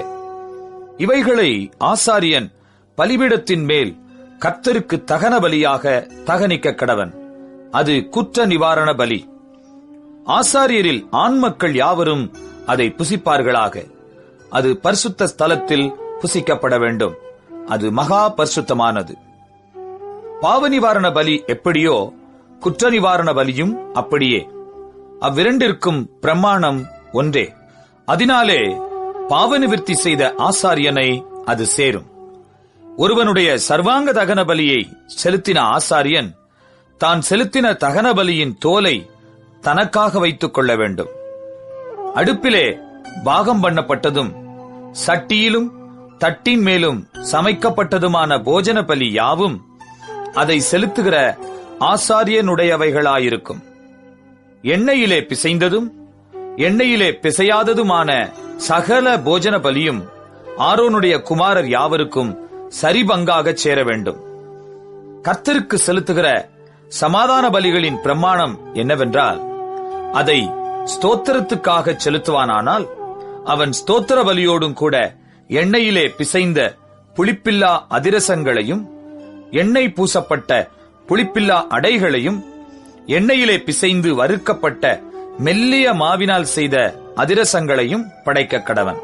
அவைகளை படைக்கிறதும் அல்லாமல் புளித்த மாவினால் செய்த அப்பத்தையும் தன்னுடைய சமாதான பலியாகிய ஸ்தோத்திர பலியோடு கூட படைக்க வேண்டும். அந்த படைப்பு முழுவதிலும் வகைக்கு ஒவ்வொன்றை எடுத்து கர்த்தருக்கு ஏறெடுத்து படைக்கும் பலியாக செலுத்துவானாக. அது சமாதான பலியின் இரத்தத்தை தெளித்த ஆசாரியனுடையதாகும். சமாதான பலியாகிய ஸ்தோத்திர பலியின் மாம்சமானது செலுத்தப்பட்ட அன்றைத் தினமே புசிக்கப்பட வேண்டும். அதில் ஒன்றும் விடியற்கால மட்டும் வைக்கப்படலாகாது. அவன் செலுத்தும் பலி பொருத்தனையாயாவது உற்சாக பலியாயாவது இருக்குமானால் அது செலுத்தப்படும் நாளிலும் அதில் மீதியானது மறுநாளிலும் புசிக்கப்படலாம். பலியின் மாம்சத்தில் மீதியாயிருக்கிறது 3ஆம் நாளில் அக்கினியிலே சுட்டரிக்கப்பட கடவது. சமாதான பலியின் மாம்சத்தில் மீதியானது 3ஆம் நாளில் புசிக்கப்படுமானால் அது அங்கீகரிக்கப்படாது. அதை செலுத்தினவனுக்கு அது பலிக்காது. அது அருவருப்பாயிருக்கும். அதை புசிக்கிறவன் தன் அக்கிரமத்தை சுமப்பான். தீட்டான எந்த வஸ்துவிலாவது அந்த மாம்சம் பட்டதானால் அது புசிக்கப்படாமல் அக்கினியிலே சுட்டரிக்கப்பட கடவது. மற்ற மாம்சத்தையோ சுத்தமாயிருக்கிறவனவனும் புசிக்கலாம். ஒருவன் தீட்டுள்ளவனாயிருக்கையில் கர்த்தருடைய சமாதான பலியின் மாம்சத்தை புசித்தால் அவன் தன் ஜனத்தாரில் இராதபடிக்கு அறுப்புண்டு போவான். மனுஷருடைய தீட்டையாவது தீட்டான மிருகத்தையாவது அருவருக்கப்படத்தக்க தீட்டான மற்ற எந்த வஸ்துவையாவது ஒருவன் தொட்டிருந்து கர்த்தருடைய சமாதான பலியின் மாம்சத்திலே புசித்தால் அவன் தன் ஜனங்களில் இராதபடிக்கு அறுப்புண்டு போவான் என்றார். பின்னும் கர்த்தர் மோசேயை நோக்கி, நீ இஸ்ரவேல் புத்திரரோடே சொல்ல வேண்டியது என்னவென்றால், மாடு, ஆடு, வெள்ளாடு என்பவைகளின் கொழுப்பை நீங்கள் புசிக்கலாகாது. தானாய் செத்த மிருகத்தின் கொழுப்பையும் பீருண்ட மிருகத்தின் கொழுப்பையும் பலவித வேலைகளுக்கு வழங்கலாம். ஆனாலும் நீங்கள் அதை ஒருபோதும் புசிக்கலாகாது. கர்த்தருக்கு தகன பலியாக செலுத்தப்படும் மிருகத்தின் கொழுப்பை புசிக்கிற எந்த ஆத்துமாவும் தன் ஜனங்களில் இராதபடிக்கு அறுப்புண்டு போவான். உங்கள் வாசஸ்தலங்களில் எங்கும் யாதொரு பறவையின் இரத்தத்தையாவது யாதொரு மிருகத்தின் இரத்தத்தையாவது புசிக்கலாகாது. எவ்வித இரத்தத்தையாகிலும் புசிக்கிற எவனும் தன் ஜனங்களில் இராதபடிக்கு அறுப்புண்டு போவான் என்று சொல் என்றார். பின்னும் கர்த்தர் மோசேயை நோக்கி, நீ இஸ்ரவேல் புத்திரரோடே சொல்ல வேண்டியது என்னவென்றால், கர்த்தருக்கு சமாதான பலி செலுத்துகிறவன் தான் செலுத்தும் சமாதான பலியை கர்த்தருடைய சந்நிதியில் கொண்டு வருவானாக. கர்த்தருக்கு தகன பலியாக படைப்பவைகளை அவன் கைகளே கொண்டு வர வேண்டும். மார்க்கண்டத்தையும் அதனோடு கூட அதின் மேல் வைத்த கொழுப்பையும் கர்த்தருடைய சந்நிதியில் அசைவாட்டும் பலியாக அசைவாட்டும்படிக்கு கொண்டு வர கடவன். அப்பொழுது ஆசாரியன் அந்த கொழுப்பை பலிபீடத்தின் மேல் தகனிக்க வேண்டும். மார்க்கண்டமோ ஆரோனையும் அவன் குமாரரையும் சேரும். உங்கள் சமாதான பலிகளில் வலது முன்னந்தொடையை ஏறெடுத்து படைக்கும் பலியாக படைக்கும்படி ஆசாரியனிடத்தில் கொடுப்பீர்களாக. ஆரோனுடைய குமாரரில் சமாதான பலியின் இரத்தத்தையும் கொழுப்பையும் செலுத்துகிறவனுக்கு வலது முன்னந்தொடை பங்காக சேரும். இஸ்ரவேல் புத்திரரின் சமாதான பலிகளில் அசைவாட்டும் மார்க்கண்டத்தையும் ஏறெடுத்து படைக்கும் முன்னந்தொடையையும் நான் அவர்கள் கையில் வாங்கி அவைகளை ஆசாரியனாகிய ஆரோனுக்கும் அவன் குமாரருக்கும் இஸ்ரவேல் புத்திரருக்குள் நடக்கும் நித்திய கட்டளையாக கொடுத்தேன் என்று சொல் என்றார். கர்த்தருக்கு ஆசாரிய ஊழியம் செய்யும்படி ஆரோனும் அவன் குமாரரும் நியமிக்கப்பட்ட நாளிலே இது அபிஷேகம் பண்ணப்பட்ட அவர்களுக்கு கர்த்தருடைய தகன பலிகளில் கிடைக்கும்படி உண்டான கட்டளை. இப்படி அவர்களுக்கு இஸ்ரவேல் புத்திரர் தங்கள் தலைமுறை தோறும் நித்திய நியமமாக கொடுக்கும்படி கர்த்தர் அவர்களை அபிஷேகம் பண்ணின நாளிலே கட்டளையிட்டார். சர்வாங்க தகன பலிக்கும் போஜன பலிக்கும் பாவ நிவாரண பலிக்கும் குற்ற நிவாரண பலிக்கும் பிரதிஷ்டை பலிகளுக்கும் சமாதான பலிகளுக்கும் அடுத்த பிரமாணம் இதுவே. கர்த்தருக்கு தங்கள் பலிகளை செலுத்த வேண்டும் என்று அவர் இஸ்ரவேல் புத்திரருக்கு சீனாய் வனாந்தரத்திலே கற்பிக்கும் போது இவைகளை மோசேக்கு சீனாய் மலையில் கட்டளையிட்டார். லேவியராகமம் 8ஆம் அதிகாரம். கர்த்தர் மோசேயை நோக்கி, நீ ஆரோனையும் அவன் குமாரரையும் வரவழைத்து வஸ்திரங்களையும் அபிஷேக தைலத்தையும் பாவ நிவாரண பலிக்கு ஒரு காளையையும் 2 ஆட்டுக்கடாக்களையும் ஒரு கூடையில் புளிப்பில்லா அப்பங்களையும் கொண்டு வந்து சபையை எல்லாம் ஆசரிப்பு கூடார வாசலுக்கு முன்பாக கூடிவரச் செய் என்றார். கர்த்தர் தனக்கு கட்டளையிட்டபடியே மோசே செய்தான். சபை ஆசரிப்பு கூடார வாசலுக்கு முன்பாக கூடின போது மோசே சபையை நோக்கி, செய்யும்படி கர்த்தர் கட்டளையிட்ட காரியம் இதுவே என்று சொல்லி, கர்த்தர் தனக்கு கட்டளையிட்டபடியே மோசே ஆரோனையும் அவன் குமாரரையும் வரவழைத்து அவர்களை ஜலத்தினால் ஸ்நானம் பண்ணுவித்து அவனுக்கு உள்ளங்கியை போட்டு இடைக்கச்சையை கட்டி மேலங்கியை உடுத்தி ஏபோத்தை தரித்து அதின்மேல் ஏபோத்தின் விசித்திரமான கச்சையை கட்டி அவனுக்கு மார்பதக்கத்தை அணிந்து மார்பதக்கத்திலே ஊரீம் தும்மீம் என்பவைகளையும் வைத்து அவன் தலையிலே பாகையை தரித்து பாகையின் மேல் அவன் நெற்றியிலே பரிசுத்த கிரீடம் என்னும் பொற்பட்டத்தை கட்டினான். பின்பு மோசே அபிஷேக தைலத்தை எடுத்து வாசஸ்தலத்தையும் அதிலுள்ள யாவற்றையும் அபிஷேகம் பண்ணி பரிசுத்தப்படுத்தி அதில் கொஞ்சம் எடுத்து பலிபீடத்தின் மேல் 7 தரம் தெளித்து பலிபீடத்தையும் அதன் சகல பணிமுட்டுகளையும் தொட்டியையும் அதன் பாதத்தையும் பரிசுத்தப்படுத்தும்படிக்கு அபிஷேகம் பண்ணி அபிஷேக தைலத்திலே கொஞ்சம் ஆரோனுடைய சிரசின் மேல் வார்த்து அவனை பரிசுத்தப்படுத்தும்படி அபிஷேகம் பண்ணினான்.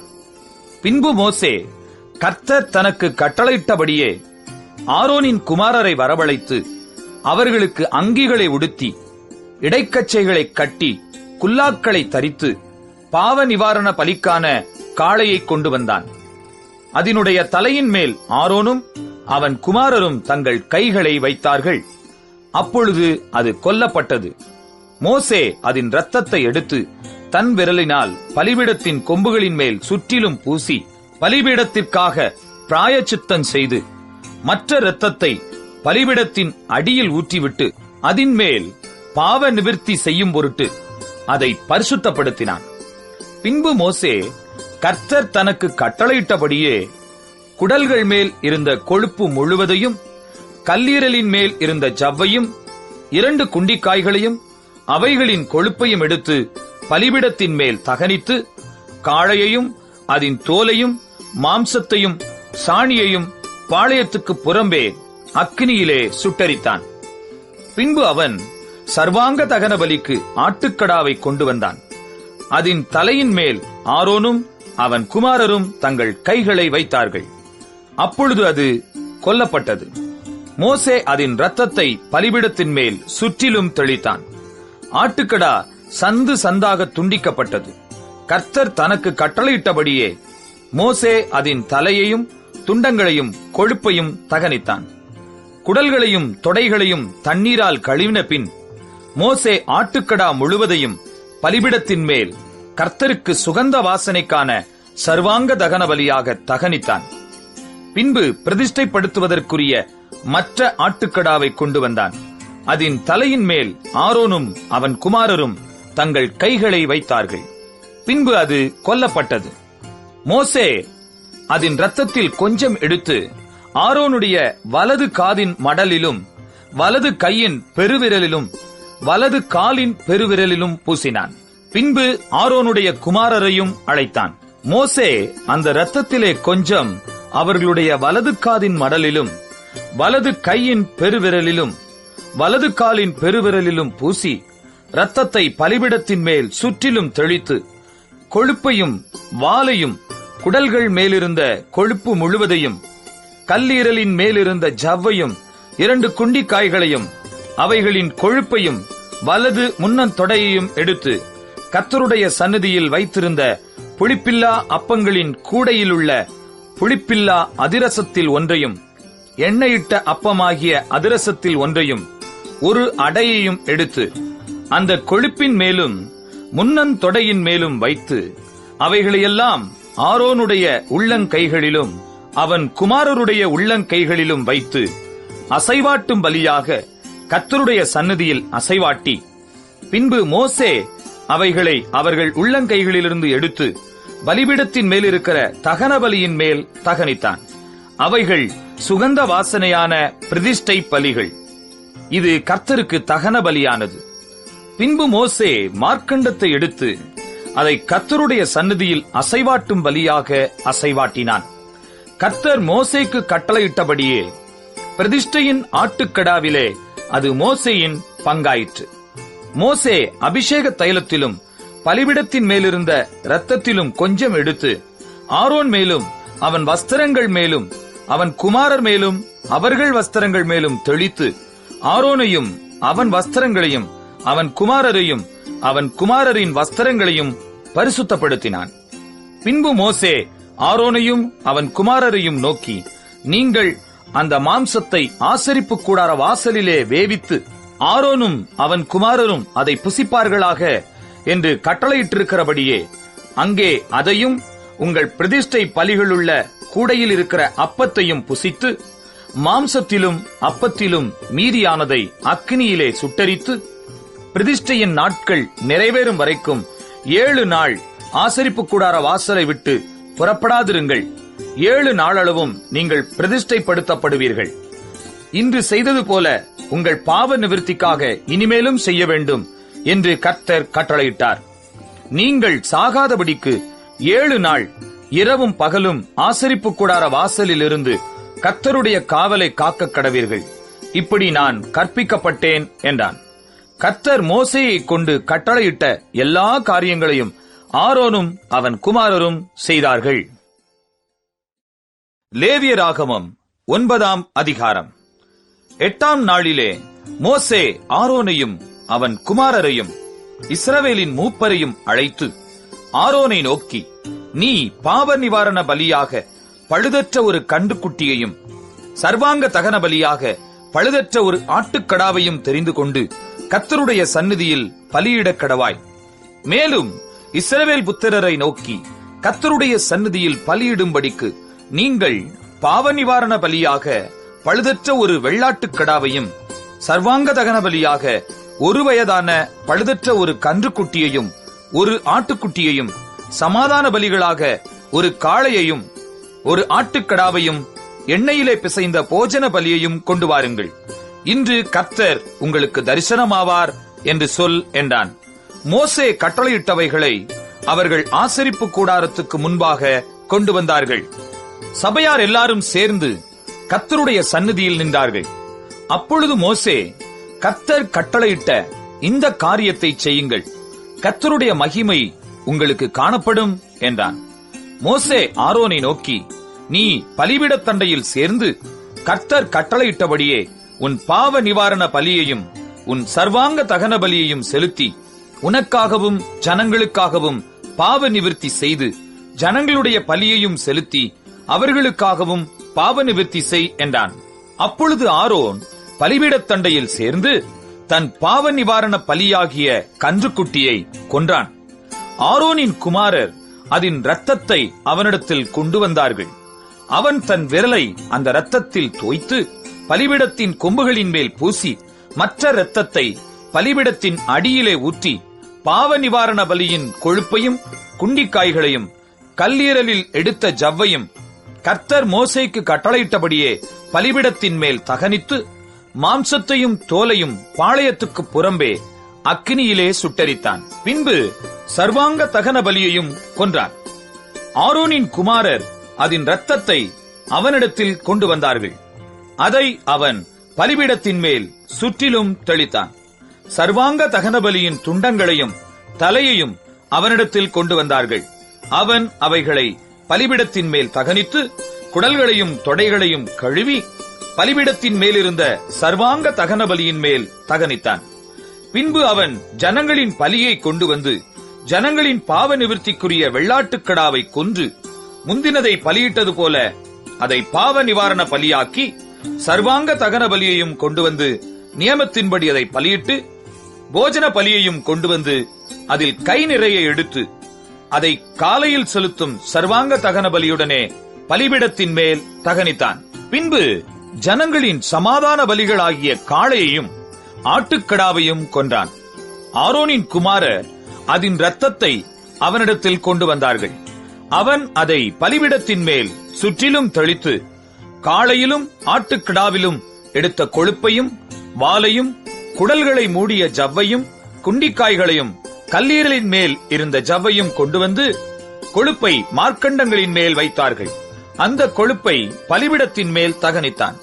மார்க்கண்டங்களையும் வலது முன்னந்தொடையையும் மோசே கட்டளையிட்டபடியே ஆரோன் கர்த்தருடைய சந்நிதியில் அசைவாட்டும் பலியாக அசைவாட்டினான். பின்பு ஆரோன் ஜனங்களுக்கு நேராக தன் கைகளை உயர்த்தி அவர்களை ஆசீர்வதித்து தான் பாவ நிவாரண பலியையும் சர்வாங்க தகன பலியையும் சமாதான பலிகளையும் செலுத்தின இடத்திலிருந்து இறங்கினான். பின்பு மோசேயும் ஆரோனும் ஆசரிப்பு கூடாரத்துக்குள் பிரவேசித்து வெளியே வந்து ஜனங்களை ஆசீர்வதித்தார்கள். அப்பொழுது கர்த்தருடைய மகிமை சகல ஜனங்களுக்கும் காணப்பட்டது. அன்றியும் கர்த்தருடைய சந்நிதியிலிருந்து அக்கினி புறப்பட்டு பலிபீடத்தின் மேலிருந்த சர்வாங்க தகன பலியையும் கொழுப்பையும் எரித்துவிட்டது. ஜனங்கள் எல்லாரும் அதை கண்டபோது ஆரவாரித்து முகங்குப்புற விழுந்தார்கள். லேவியராகமம் 10ஆம் அதிகாரம். பின்பு ஆரோனின் குமாரராகிய நாதாபும் அபியுவும் தன் தன் தூப கலசத்தை எடுத்து அவைகளில் அக்கினியையும் அதின்மேல் தூபவர்க்கத்தையும் போட்டு கர்த்தர் தங்களுக்கு கட்டளையிடாத அந்நிய அக்கினியை அவருடைய சந்நிதியில் கொண்டு வந்தார்கள். அப்பொழுது அக்கினி கர்த்தருடைய சந்நிதியிலிருந்து புறப்பட்டு அவர்களை பட்சித்தது. அவர்கள் கர்த்தருடைய சந்நிதியில் செத்தார்கள். அப்பொழுது மோசே ஆரோனை நோக்கி, என்னிடத்தில் சேருகிறவர்களால் நான் பரிசுத்தம் பண்ணப்பட்டு சகல ஜனங்களுக்கும் முன்பாக நான் மகிமைப்படுவேன் என்று கர்த்தர் சொன்னது இதுதான் என்றான். ஆரோன் பேசாதிருந்தான். பின்பு மோசே ஆரோனின் சிறிய தகப்பனான ஊசியேலின் குமாரராகிய மீசவேலையும் எல்சாபானையும் அழைத்து, நீங்கள் கிட்ட வந்து உங்கள் சகோதரரை பரிசுத்த ஸ்தலத்துக்கு முன்னின்று எடுத்து பாளையத்துக்கு புறம்பே கொண்டு போங்கள் என்றான். மோசே சொன்னபடி அவர்கள் கிட்ட வந்து அவர்களை அவர்கள் உடுத்தியிருந்த சட்டைகளோடும் எடுத்து பாளையத்துக்கு புறம்பே கொண்டு போனார்கள். மோசே ஆரோனையும் எலேசார் இத்தாமார் என்னும் அவன் குமாரரையும் நோக்கி, நீங்கள் சாகாதபடிக்கும் சபை அனைத்தின் மேலும் கடும் கோபம் வராதபடிக்கும் நீங்கள் உங்கள் தலைப்பாகையை எடுத்து போடாமலும் உங்கள் வஸ்திரங்களை கிழிக்காமலும் இருப்பீர்களாக. உங்கள் சகோதரராகிய இஸ்ரவேல் குடும்பத்தார் யாவரும் கர்த்தர் கொளுத்தின இந்த அக்கினிக்காக புலம்புவார்களாக. நீங்கள் சாகாதபடிக்கு ஆசரிப்பு கூடார வாசலிலிருந்து புறப்படாதிருங்கள். கர்த்தருடைய அபிஷேக தைலம் உங்கள் மேல் இருக்கிறதே என்றான். அவர்கள் மோசேயினுடைய வார்த்தையின்படியே செய்தார்கள். கர்த்தர் ஆரோனை நோக்கி, நீயும் உன்னோடே கூட உன் குமாரரும் சாகாதிருக்க வேண்டுமானால் ஆசரிப்பு கூடாரத்துக்குள் பிரவேசிக்கிற போது திராட்சை ரசத்தையும் மதுவையும் குடிக்க வேண்டாம். பரிசுத்தமுள்ளதற்கும் பரிசுத்தமில்லாததற்கும் தீட்டுள்ளதற்கும் தீட்டில்லாததற்கும் வித்தியாசம் பண்ணும்படிக்கும் கர்த்தர் மோசேயை கொண்டு இஸ்ரவேல் புத்திரருக்கு சொன்ன சகல பிரமாணங்களையும் அவர்களுக்கு போதிக்கும்படிக்கும் இது உங்கள் தலைமுறை தோறும் நித்திய கட்டளையாயிருக்கும் என்றார். மோசே ஆரோனையும் மீதியாயிருந்த அவன் குமாரராகிய எலெயாசாரையும் இத்தாமாரையும் நோக்கி, நீங்கள் கர்த்தருடைய தகன பலிகளில் மீதியான போஜன பலியை எடுத்து பலிபீடத் தண்டையிலே புளிப்பில்லாததாக புசியுங்கள். அது மகா பரிசுத்தமானது. அதை பரிசுத்த ஸ்தலத்திலே புசியுங்கள். அது கர்த்தருடைய தகன பலிகளில் உனக்கும் உன் குமாரருக்கும் ஏற்படுத்தப்பட்டதாயிருக்கிறது. இப்படி கட்டளை பெற்றிருக்கிறேன். அசைவாட்டும் மார்க்கண்டத்தையும் ஏறெடுத்து படைக்கும் முன்னந்தொடையையும் நீயும் உன்னோடே கூட உன் குமாரரும் குமாரத்திகளும் சுத்தமான ஸ்தலத்திலே புசிப்பீர்களாக. இஸ்ரவேல் புத்திரருடைய சமாதான பலிகளில் அவைகள் உனக்கும் உன் பிள்ளைகளுக்கும் கிடைக்கும்படி ஏற்படுத்தப்பட்டிருக்கிறது. கொழுப்பாகிய தகன பலிகளோடே அவர்கள் கர்த்தருடைய சந்நிதியில் அசைவாட்டும் பலியாக அசைவாட்டும்படி ஏறெடுத்து படைக்கும் முன்னந்தொடையையும் அசைவாட்டும் மார்க்கண்டத்தையும் கொண்டு வருவார்கள். அது கர்த்தர் கட்டளையிட்டபடியே உனக்கும் உன் பிள்ளைகளுக்கும் நித்திய கட்டளையாக ஏற்படுத்தப்பட்டிருக்கிறது என்றான். பாவ நிவாரண பலியாக செலுத்தப்பட்ட வெள்ளாட்டுக் கிடாவை மோசே தேடி பார்த்தான். அது தகனிக்கப்பட்டிருந்தது. ஆகையால் மீதியாயிருந்த எலெயாசார் இத்தாமார் என்னும் ஆரோனின் குமாரர் மேல் அவன் கோபங்கொண்டு, பாவ நிவாரண பலியை நீங்கள் பரிசுத்த ஸ்தலத்தில் புசியாமற் போனதென்ன? அது மகா பரிசுத்தமாயிருக்கிறதே. சபையின் அக்கிரமத்தை சுமந்து தீர்ப்பதற்கு கர்த்தருடைய சந்நிதியில் அவர்களுக்காக பாவ நிவிர்த்தி செய்யும் பொருட்டு அதை உங்களுக்கு கொடுத்தாரே. அதன் இரத்தம் பரிசுத்த ஸ்தலத்துக்குள்ளே கொண்டு வரப்படவில்லையே. நான் கட்டளையிட்டபடி நீங்கள் அதை பரிசுத்த ஸ்தலத்தில் புசிக்க வேண்டியதாயிருந்ததே என்றான். அப்பொழுது ஆரோன் மோசேயை நோக்கி, அவர்கள் தங்கள் பாவ நிவாரண பலியையும் தங்கள் சர்வாங்க தகன பலியையும் கர்த்தருடைய சந்நிதியில் செலுத்தின இன்றுதானே எனக்கு இப்படி நேரிட்டதே. பாவ நிவாரண பலியை இன்று நான் புசித்தேனானால் அது கர்த்தரின் பார்வைக்கு நன்றாயிருக்குமோ என்றான். மோசே அதை கேட்டபோது அமைதலாயிருந்தான்.